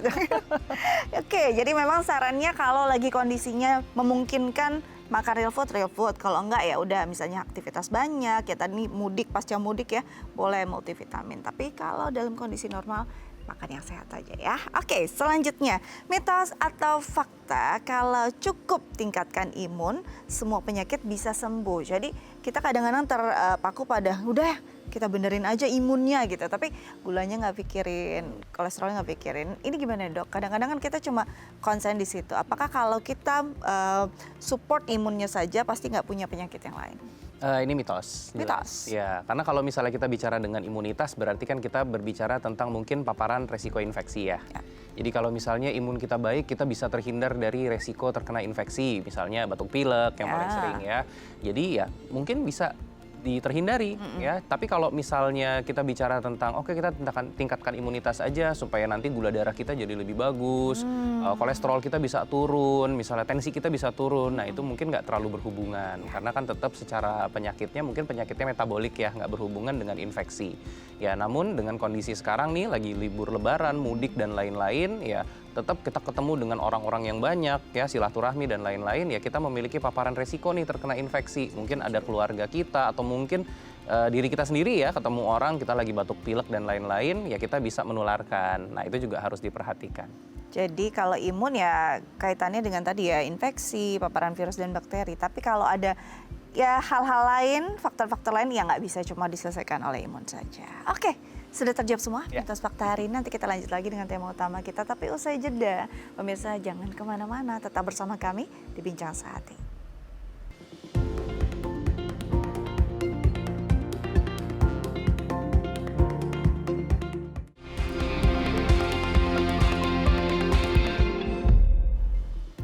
Ya pemirsa, kembali lagi bersama kami di Bincang Sehati. Kita akan bahas tema utama kita hari ini, yaitu tetap bugar setelah hari raya. Nah, untuk pemirsa di rumah yang mungkin punya pertanyaan terkait tema kita hari ini, atau yang sekarang lagi mau arus balik tapi mau tetap fit, boleh nih bisa menelpon kami di 0212903244 atau DM ke Instagram kami di @bincangsehati.itv. Kita lanjut lagi dengan dokter kita hari ini, Dr. Timotius Richard SPPD, spesialis penyakit dalam dari Rumah Sakit Columbia Asia BST. Oke, punya tubuh fit setelah hari raya tuh pasti jadi dambaan lah ya. Maunya balik ke kantor tuh rasanya tuh nyaman gitu ya, muka fresh. Tapi kenyataannya berbanding terbalik nih dok ya. Kadang-kadang kok abis liburan mukanya sayu gitu ya, mukanya lemes, lesu. Nah sebenarnya kalau kita lihat dari prosesi rangkaian kegiatan hari raya gitu kan ya dok ya, entah itu mudik, terus bersilaturahmi ke rumah keluarga dan segala macam. Hal-hal apa yang bisa menjadi faktor seseorang akhirnya jadi nggak fit, nggak bugar setelah hari raya? Nah, ini sebenarnya banyak faktor. Yang pertama untuk persiapannya sendiri. Ini hari raya kan hari raya yang besar ya. Ada beberapa keluarga mungkin mempersiapkan makanannya sendiri, ya, masak semua dan lain-lain dari subuh ya, dari awal rangkaian, dari awal berpuasa ya, selama 1 bulan full, bangunnya itu jauh lebih pagi. Pasti jauh lebih capek. Mempersiapkan makanannya udah pasti lebih subuh, ya kan? Aktivitasnya semua dan lain-lain, secara nutrition value-nya juga mungkin ada beberapa yang mungkin kayak sahur, mungkin cuma pakai ada air putih sama roti aja deh gitu di ya. air ini ya, air puasa ya dok ya. Betul ya, pas lagi sahurnya, pas lagi buka puasa juga sama. Mungkin masih kerja dan lain-lain jadi seadanya saja. Atau mungkin ya beli yang mungkin sudah dijual ya, kayak mungkin nasi padang, mungkin ya makanan-makanan siap saji ya, atau mungkin takjil-takjil yang isinya mungkin gula semua ya. Jadi itu mungkin jadi mengakumulasi secara quality makanan, aktivitas ya, kualitas tidur dan lain-lain semuanya akan terganggu. Nah, itu juga bisa mempengaruhi. Plus juga mungkin di akhirnya ya, udah mau hari raya, kita mudik, mungkin ada yang memutuskan untuk harus bawa kendaraan sendiri, nyetir, mungkin keluar kota, pindah-pindah dan lain-lain. Ya, terus habis itu juga ketemu dengan keluarga, mungkin ada juga yang lagi sakit dan lain-lain. Jadi pasti akan terpapar juga penyakit-penyakit, jadi bisa resiko juga terkena infeksi. Udah capek, makan nggak bagus, istirahat kurang, kena infeksi juga. Jadi sebenarnya banyak sekali faktor-faktor yang bisa mempengaruhi kesehatan pada saat libur Lebaran ini, pada saat berpuasa. Plus pas pulang sudah selesai, balik-balik harus menerima realita kalau harus sudah mulai bekerja. Nah mulai Itu reality ya dok ya. Iya, bawaannya kayaknya kayak liburannya cepet banget ya, harus kembali lagi. Jadi masuk dalam sindrom post liburan biasanya. Itu dia. Gitu. Jadi secara fisik, fisiologinya masalah, psikisnya juga masalah ya. Juga, Kan betul. harus, ya itu biasanya kita kan maunya mepet-mepet ya. Iya. Pulang mepet-mepet aja, besoknya udah masuk kerja ternyata wah syok ya harus menjalani rutinitas biasa lagi. Betul Tadi sekali. kalau kita bahas ternyata faktor banyak banget. Bahkan mungkin dari rangkaian puasa ya, bukannya puasa nggak sehat, tapi akhir-akhir tuh kadang-kadang kita ngerasa kan udah terbiasa kali ya dok ya. Jadi nggak terlalu lapar lah, Iya. makan seadanya. Apalagi kalau mungkin yang bekerja, terus makannya bukanya di kereta gitu ya, itu kan juga menyedihkan. Nah kalau kita bicara tentang pola makan sendiri, ternyata ini bisa jadi masalah. Betul. Yang tadinya jadi berantakan di akhir-akhir puasa, kaget lah ya. Di Lebaran juga makannya banyak banget tuh ingredients-nya yang Iya, betul. bisa menyebabkan banyak hal jadi naik ya raportnya. Biasanya apa tuh dok? Yang naik biasanya kadar-kadar apa gitu di Ya. dalam tubuh? Pasti kolesterol ya, karena makanan-makanan mungkin ya bersantan ya, Iya. protein-protein yang bersantan semua dengan bukan masalah proteinnya, bukan jenis proteinnya atau kualitas proteinnya, lebih ke arah mungkin cara masaknya ya. Itu yang pertama. Kedua, karbohidratnya, cemilan-cemilan semua dan lain-lain, gula darah juga pasti akan naik ya. Ketiga, mungkin asinnya ya, gurih dan asin ya, itu akan meningkatkan juga tekanan darah. Yes. Ya, jadi memang secara apa mungkin tambah lagi asam urat juga naik ya, mungkin makan yang mengandung banyak purin ya, kolesterol asam urat tinggi, itu juga bisa.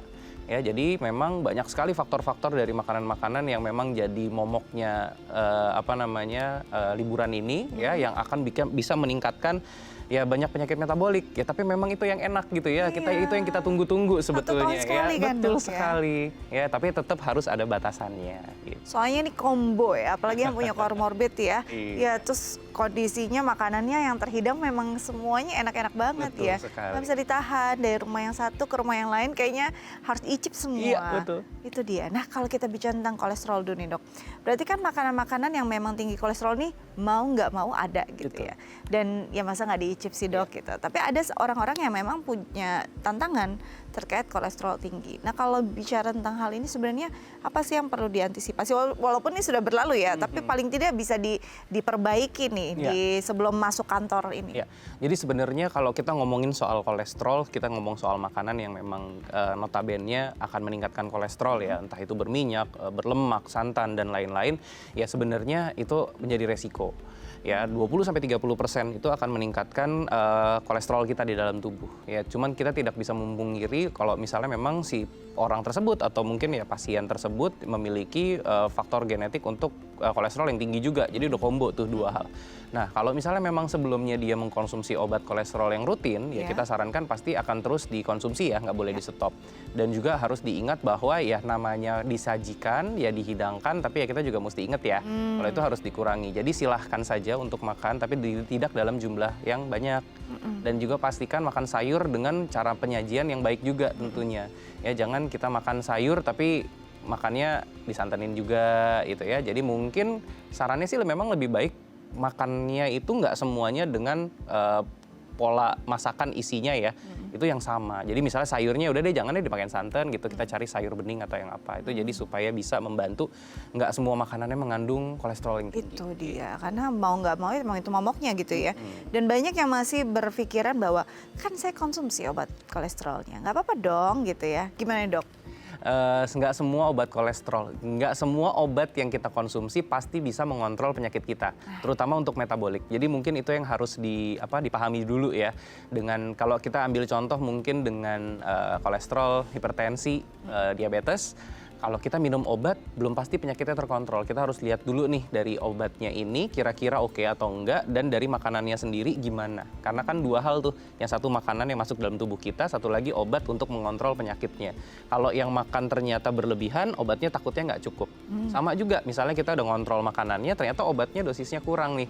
Jadi dua-duanya harus diseimbangkan. Jadi ya harus dibuktikan dulu nih semuanya. Terkontrol nggak sih? Bagus nggak sih? Gitu.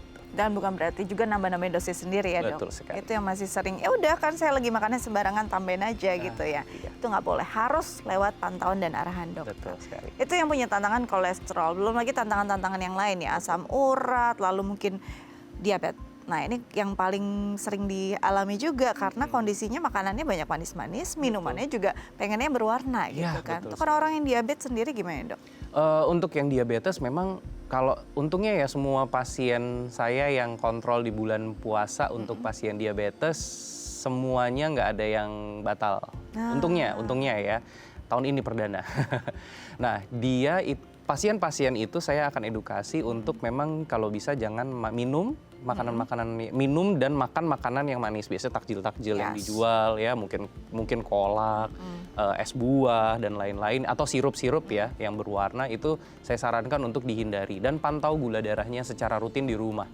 Untuk obat-obatan yang memang sudah dikonsumsi dan terbukti terkontrol 1-2 bulan sebelum berpuasa itu saya akan ubah ke dosis untuk bulan puasa. Memang ada panduannya.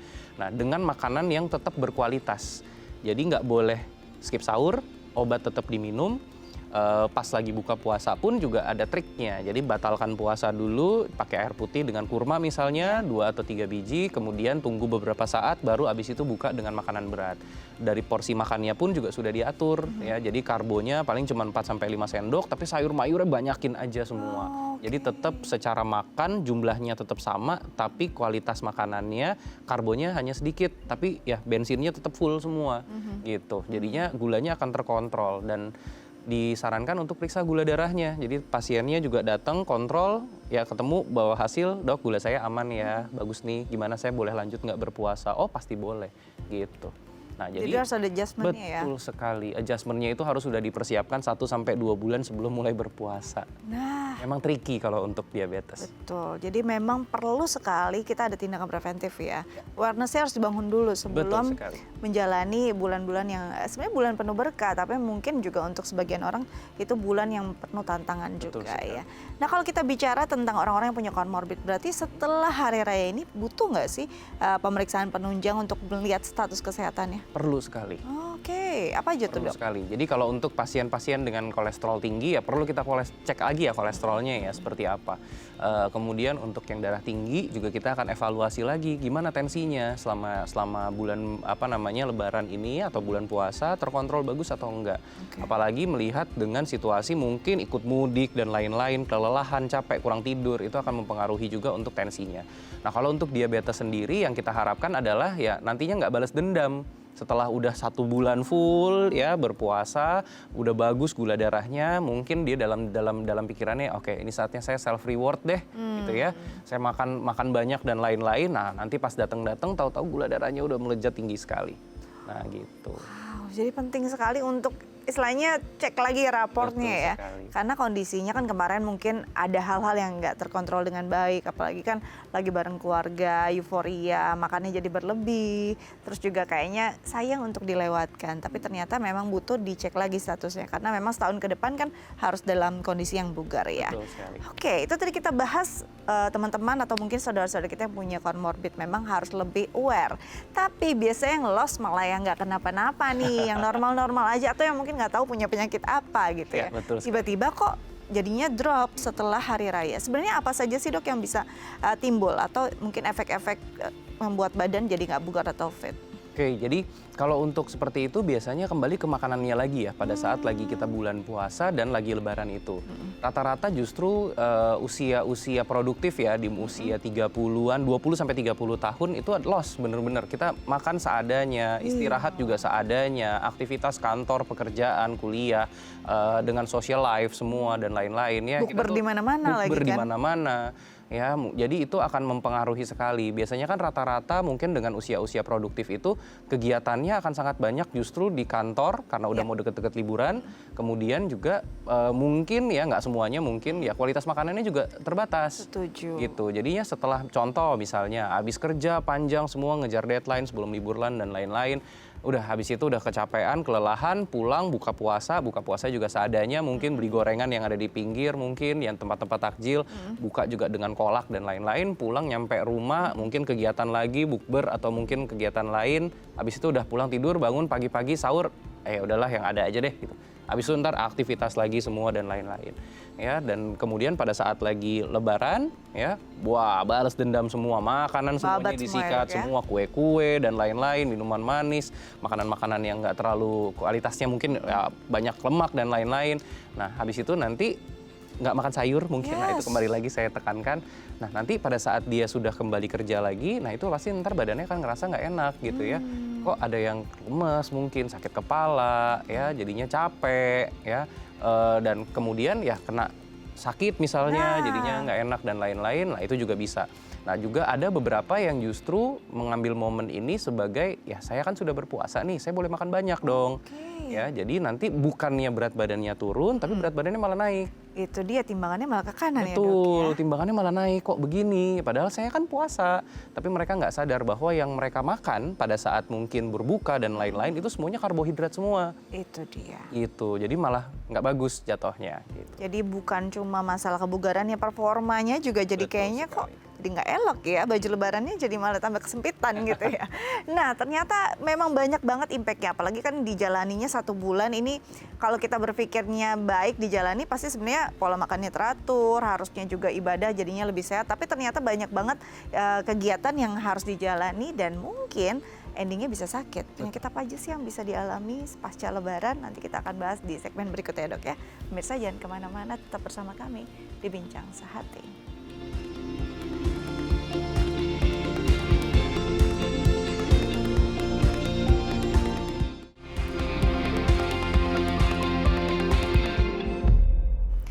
Ya pemirsa, kembali lagi bersama kami di Bincang Sehati. Kita masih bahas tema utama kita hari ini, yaitu bugar dan fit setelah hari raya. Untuk pemirsa di rumah yang mau bugar setelah hari raya, boleh langsung berkonsultasi dengan dokter kami hari ini di 021 2903 2644 atau DM ke Instagram kami di @bincang_sehati.itv.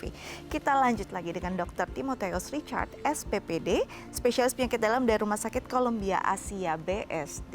Oke, tadi kita sudah bahas faktor-faktor apa saja yang bisa menyebabkan badan atau tubuh kita nggak bugar ya setelah hari raya. Sekarang kita tanyakan langsung, apa saja masalah kesehatan yang muncul pasca hari raya? Biasanya maunya kan tenang gitu ya, hari raya langsung fit. Ini rumah sakit biasanya penuh ya, Iya, bisa full kamarnya. Kenapa tuh dok? Apa saja yang bisa muncul? Oke, mungkin kalau kita ngomong untuk penyakit-penyakit yang tertentu dulu ya, mungkin pasien-pasien atau orang-orang yang memiliki diabetes, kolesterol, darah tinggi, atau asam urat, ya penyakit-penyakit metabolik yang mungkin pada saat puasa itu belum diperiksa secara menyeluruh dan belum terkontrol ya.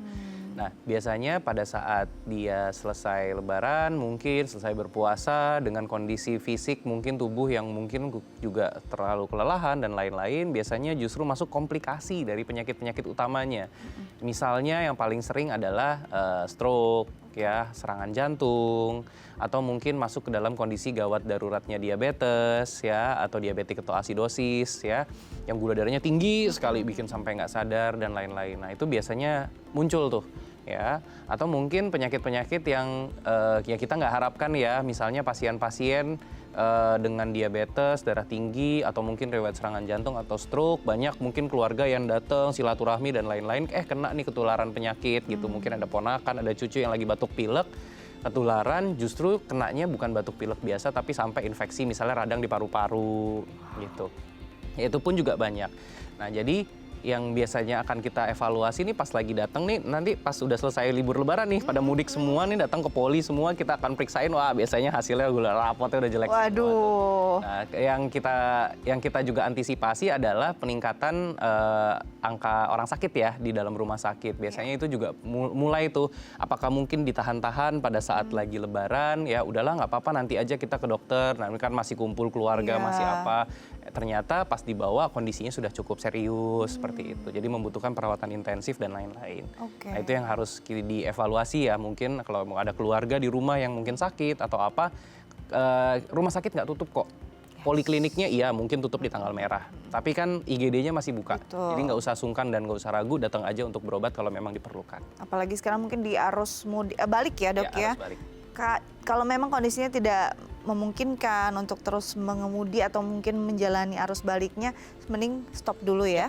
Cari fasilitas kesehatan terdekat untuk bisa ya paling tidak dapat pertolongan pertama. Betul untuk sekali. bisa badannya lebih fit, atau take rest dulu, jangan dipaksakan. Oke, kalau tadi kita bicara tentang orang-orang yang memang sudah punya penyakit metabolik gitu ya. Ini kan banyak banget yang sebenarnya berpikir normal, tapi dropnya parah gitu ya. Apalagi mungkin anak-anak dan segala macam, dengan pola makan yang dijalani kemarin, dengan istirahat juga mungkin kurang. Penyakit apa aja dok yang mungkin muncul? Kalau sesimpel aja, ke belakang juga kayaknya tersendat-sendat ya, konstipasi nih. Gimana ya dok? Jadi kalau untuk orang-orang yang sehat, biasanya ada beberapa penyakit-penyakit yang jadi momok nih biasanya nih habis libur lebaran. Yang pertama diare. Oh. Diare. Jadi mungkin makannya banyak ya, atau mungkin sering singgah di rumah-rumah makan selama perjalanan kita arus mudik atau arus balik ya nanti ya.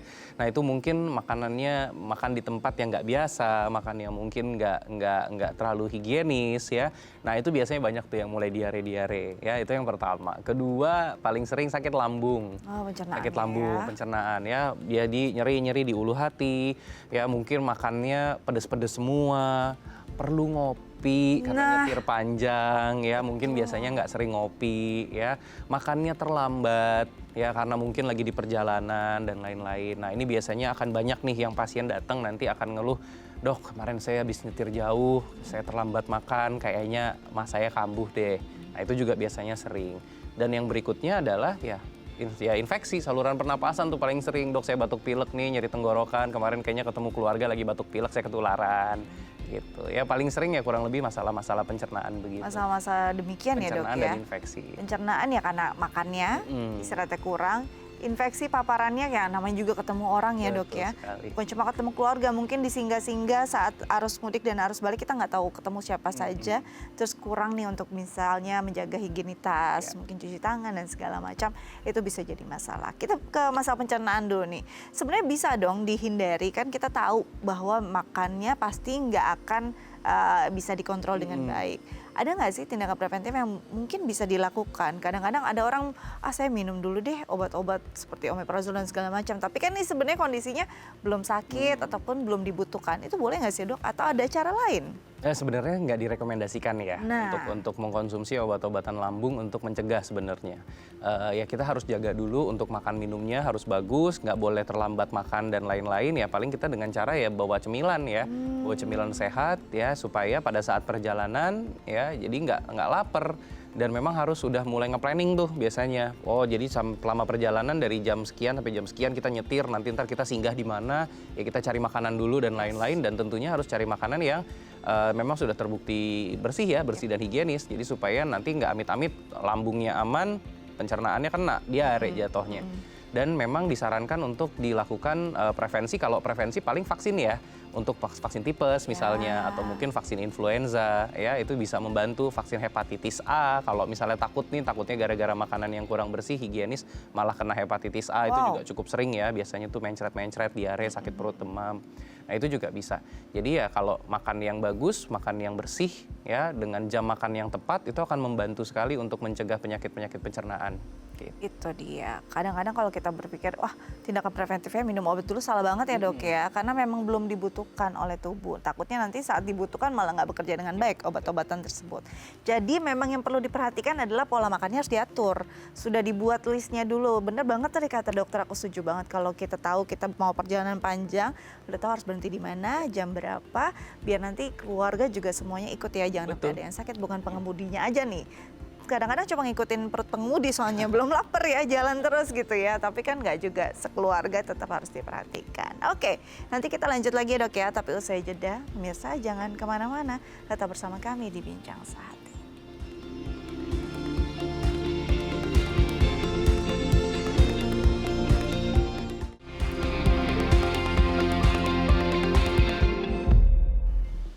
Ya pemirsa, kembali lagi bersama kami di Bincang Sehati. Kita masih membahas tema utama kita tentang bugar setelah hari raya. Dan masih membuka line telepon di 0212903244 atau DM ke Instagram kami di @bincangsehati.itv. Kita lanjut lagi dengan Dr. Timotheus Richard, SPPD, spesialis penyakit dalam dari Rumah Sakit Columbia Asia, BSD. Oke. Tadi kalau kita bicara masalah pencernaan pasti muncul ya dok, karena pola makan, terus juga kondisinya kita nggak tahu makanannya bersih atau enggak, karena banyak juga jajanan-jajanan yang kita konsumsi selama bulan Ramadan ataupun pas puasa ya, karena kadang-kadang udah makan ketupat, abis itu cari bakso lagi gitu ya. Itu yang harus diperhatikan. Oke, kalau kita bicara tentang pencernaan tuh kayak udah otomatis harusnya diperhatikan. Bisa banget untuk kita ada tindakan preventif, di list, makanan juga dipilih. Kadang-kadang yang nggak bisa tuh paparan virus ataupun bakteri. Itu kayak susah banget untuk dihindari. Apalagi terakhir tuh di Ramadan itu hujannya luar biasa, tiba-tiba panas juga dengan cuaca yang anomali demikian tuh biasanya banyak banget virus yang berkembang. Apa aja tuh dok yang bisa terjadi? Ya, paling sering pertama pasti bisa dari pencernaan nih, kita diare-diare. Bisa virus yang umum ya, itu jadi diare-diare, atau mungkin cuman kuman-kuman yang memang muncul di makanan-makanan yang kurang higienis ya, bakteri-bakteri, salmonella dan lain-lain, itu bisa bikin tuh diare atau disentri tuh ya yang paling ini. Nah, kalau misalnya untuk bakteri atau atau virus yang spesifik biasanya tipes ya. Tipes juga bisa tuh demam tinggi, kadang-kadang bisa konstipasi, nggak lama jadi diare ya, dan itu biasanya lebih dari 1 minggu tuh bisa ya, sampai 2 mingguan demam-demam terus, sakit perut dan lain-lain. Nah itu biasanya perlu sampai diberikan antibiotik ya, dan bisa diperiksa itu. Dan hampir juga kalau udah nggak enak sekali tuh demam-demam tinggi tuh perlu dirawat inap. Ya itu juga kasusnya nggak sedikit ya, kasusnya juga banyak. Dan mungkin yang sering orang lupa ya itu tadi yang hepatitis A ya. Hepatitis A itu juga sering tuh biasanya karena nggak higienis tempat-tempatnya, dan biasanya tuh kalau udah kena tuh kenanya sekelompok tuh biasanya ya. Yang paling sering kalau di kampus atau mungkin di pesantren dia kena jadinya semuanya tuh satu kelompok kena semua. Biasanya sakitnya sakit kuning, diare, ya matanya kuning, perutnya sakit, demam-demam, BAB-nya mungkin pucat warnanya, sama buang air kecilnya warnanya pekat sekali. Nah itu juga sama. Nah cuman bedanya antara si tipes atau mungkin si hepatitis A ini, kalau tipes kan perlu antibiotik. Ya. Nah kalau si hepatitis A ini untuk dia sampai sakit berat memang jarang. Biasanya dia akan sembuh sendiri, biasanya kita kasih obat untuk cairan biasanya infus. Kalau untuk yang diare-diare secara umum, ya tetap kita harus periksain dulu tuh kotorannya gimana, ya infeksinya mengarah ke kuman, bakteri atau virus, ya. Kemudian kita lihat perlu pakai antibiotik atau enggak, sama ya pasti kita edukasi untuk higienitasnya seperti apa. Gitu. Jadi memang itu dia hal-hal yang mungkin muncul balik lagi pastinya karena makanan juga ya dok ya. Karena memang ini jadi kayak satu gerakan balas dendam, makan semuanya gitu. Makan bareng-bareng tuh emang menyenangkan, tapi ternyata bisa jadi masalah. Nah kalau kita bicara tentang segi usia, ini kan banyak banget spektrumnya, luas ya. Dari anak-anak sampai lansia ini semuanya ikut euforianya. Yang paling rentan terkena tuh yang mana tuh dok? Kalau dilihat dari rentang usia, justru yang paling berisiko itu adalah anak-anak dan usia lansia justru. Itu yang paling amit-amit ya, maksudnya kalau kena infeksi pasti jauh lebih berat biasanya dibanding sama yang usia produktif di antara usia 20 sampai 40-an tahun lah ya. Karena kan di usia 40-an dan 50 bahkan kadang-kadang udah ada yang punya penyakit komorbid tertentu, entah itu darah tinggi, diabetes dan lain-lain. Nah, jadi biasanya yang kita takutkan adalah kalau udah lansia tuh ya, kalau dari kita penyakit dalam kan usia di atas 18 tahun. Ya kita nggak pengen lansia itu sampai masuk dalam kondisi diare-diare apapun penyebabnya ya, mau virus atau bakteri. Karena yang kita takutkan adalah dehidrasi takutnya. Udah dehidrasi, udah pasti mual muntah, intake makan kurang. Nah, harus diinfus mau nggak mau. Obat-obatan juga bisa muntah dan lain-lain. Nah, ditambah lagi apakah memang punya penyakit komorbid dan lain-lain. Kalau ada penyakit komorbid, entah itu darah tinggi atau diabetes, dua-duanya tuh pasti jadinya nggak bagus. Nah, jadi bisa masuk dalam kondisi yang diabetesnya bisa gulanya tinggi sekali karena infeksi. Nah, itu juga perlu diperhatikan. Jadi, kalau bisa harus cari nih higienitas yang bagus, restoran-restoran yang bersih. Jadi udah tahu nih kira-kira selama perjalanan udah dipilih, sudah dicari. Oh, ini list kira-kira restoran ini atau rumah makan ini yang recommended nih, yang kelihatannya bersih, ratingnya bagus gitu ya. Jadi untuk mencegah terjadinya ya seperti tadi, cuman karena makanan bisa kena penyakit. Nah, jangan sampai, apalagi untuk yang tadi usia-usia yang rentan nih ya, anak-anak dan juga lansia. Karena anak-anak habis ini tuh juga memang akan kembali ke sekolah. Iya, pastinya juga harus dalam kondisi yang sehat. Oke, sebelum kita lanjut, sudah ada pertanyaan dari pemirsa lewat DM Instagram, saya akan bacakan ya. Ini dari @reno. Pertanyaannya, dok, apa olahraga malam itu berbahaya? Solusi olahraga buat karyawan kantoran yang berangkat subuh pulang malam. Aduh, ini jeritan banyak orang kayaknya, salah satu karyawan DAI ya. Karena malam pulang kerja capek, mau olahraga nggak kuat lagi. Terima kasih. Oke, ini nih mau balik lagi aktivitas, ya kan, pasca lebaran. Terus mau bergerak, kadang-kadang baru bergeraknya pas itu lagi ya, padahal udah lagi capek-capeknya nih. Betul. Mungkin kalau konteksnya kita bahas pasca lebaran dulu nih. Ini kan mau balik ke aktivitas kantor. Mulai olahraganya better di mana, dok?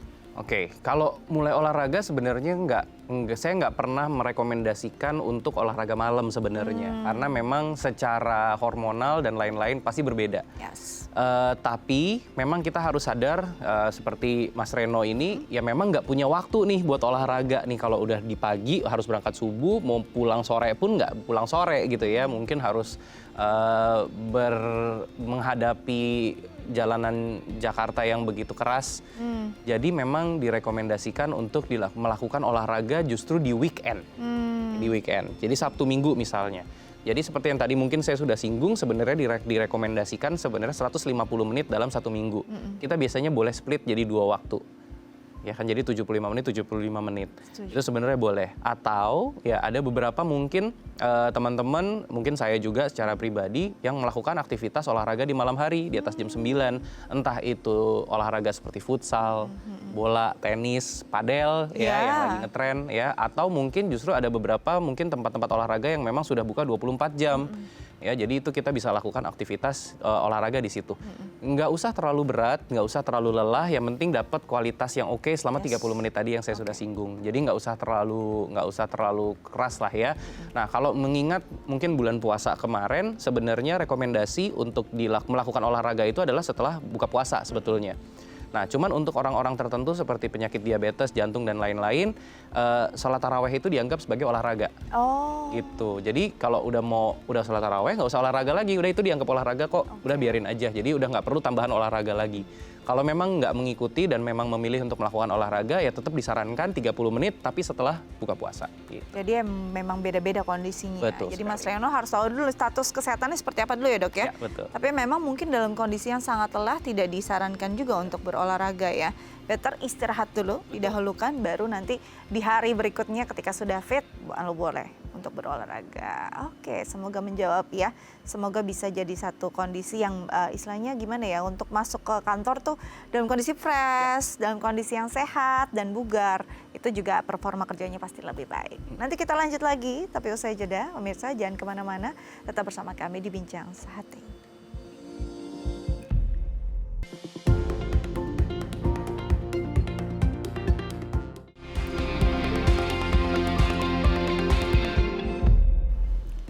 Ya pemirsa, kembali lagi bersama kami di Bincang Sehati. Kita masih membahas tema utama kita tentang bugar setelah hari raya. Dan masih bersama dengan dokter kita hari ini, Dr. Timotius Richard SPPD, spesialis penyakit dalam dari Rumah Sakit Columbia Asia BST. Oke, ini sebenarnya di ujung-ujung hari raya ya dok ya. Mungkin masih banyak yang melanjutkan dengan liburan, atau mungkin ada yang sudah mulai siap-siap untuk arus balik. Tapi kalau kita bicara tentang liburan berarti kan lagi rame-ramenya gitu ya, tempat-tempat wisata gitu. Plus bawa anak-anak, mau juga bawa nenek, oma, opa agar bisa refreshing. Ada nggak hal-hal yang mungkin bisa dijadi tips agar tetap sehat juga selama liburannya? Karena kalau ketemu banyak orang, ini pasti kan entah ada virus-virus seperti flu lah, sesimpel flu saja kan bisa aja terjadi. Ya. Apa nggak? Oke, jadi kalau dengan seperti itu kita bercermin lagi pada zaman COVID lah ya. Jadi kalau untuk infeksi saluran nafas atas, penyebabnya mau kuman, bakteri, atau virus, apapun itu, yang paling gampang untuk menjaga adalah pakai masker dan cuci tangan yang bersih. Jadi dan social distancing ya, maksudnya nggak usah terlalu dekat-dekat dengan orang lain. Kalau misalnya outdoor, aman ya harusnya ya, karena kan ruangan terbuka dan lain-lain. Apalagi nih cuaca juga cukup cerah ya. Nah, itu yang pertama. Kalau untuk penyakit-penyakit lain seperti kalau lagi jalan-jalan, berwisata, tamasya dan lain-lain, kebetulan outdoor, hati-hati dengan yang namanya heat stroke. Ya, karena benar-benar panas terik sekali dari kemarin ya. Mungkin ada juga beberapa peringatan cuaca bahwa cuacanya sangat terik dan panas. Nah, itu bisa menimbulkan yang namanya heat stroke atau serangan panas. Nah, itu juga berhati-hati tuh. Jadi harus pakai topi atau itu. Badan tuh rasanya panas banget, demam tinggi sekali biasanya. Kepala sakit sekali, itu biasanya dengan paparan panas ya yang berlebihan. Nah, itu biasanya orang-orang yang mungkin aktivitas outdoor, nggak biasa ya di outdoor, ketemu panas terik sekali, nggak pakai topi, nggak pakai payung ya. Kemudian ya itu kolaps, dehidrasi, sakit kepala, demam sangat tinggi. Nah, itu juga berbahaya. Nah, kemudian ya kalau untuk makanan ya kembali lagi yang tadi. Ya, jadi sebenarnya yang paling mudah adalah ya kita harus tahu untuk kapan pakai masker dan kapan harus cuci tangan yang bersih, dan kalau memang melakukan aktivitas outdoor dan memang sangat terik, sangat panas, kalau bisa pakai payung aja, nggak usah ragu. Karena kadang-kadang kalau di kita jarang ya orang panas pakai payung ya. Jarang. Nah, iya, padahal sebenarnya memang Males ya, lebih aduh ntar pegel tangannya. Iya, pakai topi aja nggak apa-apa. Oke, itu memang jadi harus dipikirkan baik-baik karena banyak banget kondisi yang mungkin tidak sama sekali terpikir ya. Tadi heat stroke itu mungkin bukan jadi isu ya buat semua orang, cuma takutnya panas aja. Bawa ya udah bawa kipas portable kan aman. Padahal kita harus lihat dulu apa yang kita konsumsi. Kadang-kadang hidrasinya juga kurang. Betul sekali. Oke, ini untuk yang liburan pas banget nih. Jangan lupa untuk bawa air minum. Jangan lupa juga untuk bisa menjaga higienitas, cuci tangan ya dok ya. Karena jangan sampai kita ya istilahnya sakit untuk suatu hal yang nggak terlalu harusnya bisa kita hindari gitu. Betul kan. sekali. Itu untuk yang liburan, yang udah mulai arus balik nih dok ya. Kadang-kadang suka mepet-mepet. Sebenarnya kalau dari dokter sendiri, tipsnya tuh kita butuh istirahat berapa lama sih setelah mudik agar bisa kembali aktivitas? Sebenarnya kalau ditanya istirahat ya kembali lagi ke kualitas tidur ya. Kualitas tidur harus dapat 7-8 jam dengan waktu yang bagus, dengan kualitas yang oke. Ya, istirahat kalau nyetir panjang harus dibagi aja ya, mungkin setiap 2 jam ya, itu harus istirahat. Kalau ngantuk menepi. Itu udah wajib, itu udah wajib. Ngantuk menepi. Gantian sama orang lain kalau memang bisa, tapi kalau nggak bisa ya udah istirahat dulu. Kita power nap aja 20 menit cukup sekali. Ya, power nap di pinggir, di rest area, kita tiduran aja dulu, mungkin biarin keluarga dan lain-lain mungkin bisa makan mungkin atau yang lain ya, drivernya istirahat minimal 20 menit aja itu udah sangat cukup kok. Rebahan aja udah 20 menit terus nanti bangun. Itu udah sangat bagus. Kemudian minum air putih juga jangan lupa ya, itu harus ada bawa tuh ya tumbler atau mungkin botol minum atau mungkin air mineral dus ya di mobil supaya tetap bisa minum dan terhidrasi. Dan kalau memang perlu untuk mampir ke rest area untuk kencing ya udah kencing aja nggak masalah ya, buang air besar juga jangan ditahan. Nah, kemudian untuk cemilan orang-orang yang dengan sakit lambung ya, kalau memang perjalanannya jauh dan memang di planningnya rest areanya masih jauh banget atau mungkin kena macet ya, mau nggak mau harus ngemil juga harus sudah sedia cemilan di mobil. Apapun itu cemilannya, untuk orang yang sehat boleh roti, boleh biskuit, boleh yang lain. Kalau untuk orang-orang yang memiliki komorbid jelas pasti kita pilih yang lebih bagus ya. Entah itu buah yang memiliki glycemic index yang rendah atau mungkin cemilan-cemilan sehat seperti biji-bijian dan gandum yang oke ya, atau mungkin ya udah bawa bekal tuh sebelum jalan, udah bawa ya, maksudnya bekal jadi memang udah tahu nih kayaknya nggak bakal sempat makan nih, udahlah kita bawain aja bekal supaya bisa dimakan. Mungkin seperti itu. Itu yang tadi mungkin perlu digarisbawahi ya, minum. Iya, minum. Kadang-kadang orang menahan minum karena malas untuk nanti bentar-bentar ke toilet gitu. Betul. Separah apa, mungkin terakhir dok, separah apa kalau kita tidak merehidrasi tubuh kita dengan cukup karena kita alasannya malas untuk ke toilet? Biasanya lemes jatuhnya. Jadi lemes, capek ya, cepet capek. Dan rasa haus itu nggak boleh dilawan sebenarnya, tetap harus minum. Kencing ya memang ya udah nggak apa-apa kencing aja. Ya mungkin kalau memang males dan lain-lain, kalau yang laki-laki mah gampang ya. Yeah. Kalau perempuan kan sulit. Yes. Tapi kalau perempuannya sulit itu ya memang ada alat portable ya untuk kencing dan lain-lain, itu juga sebenarnya sudah tersedia. Di luar negeri itu cukup sering dipakai. Tapi kalau mungkin di kita masih agak jarang. Tapi rest area kita cukup bagus kok ya, kalau misalnya lagi jalan ya ke arah di Jawa ataupun di tempat sekitar. Jadi nggak usah khawatir untuk tetap kencing dan lain-lain, yang penting higienis dan bersih aja. Intinya sih itu. Jadi jangan sampai kita istilahnya mengeliminasi sesuatu yang pada dibutuhkan oleh tubuh cuma kadang-kadang kita males untuk melakukan aktivitas tertentu ya. Sesimpel mau ke toilet. Itu memang sudah panggilan alamiah tubuh dan harus dijalani karena itu bentuk komunikasi tubuh membutuhkan sesuatu pada kita. Oke, dokter thank you. Banyak banget informasi yang menarik dan juga pastinya bermanfaat untuk pemirsa di rumah yang mungkin sekarang masih lebaran, liburan atau mungkin sudah berpikir mau arus balik. Jadi pastikan untuk bisa tetap jaga kesehatan, untuk bisa terus mengedukasi dan juga menginspirasi banyak orang ya dok ya. Terima kasih. Oke, gimana? Tips dari Dr. Richard sudah dicatat semua.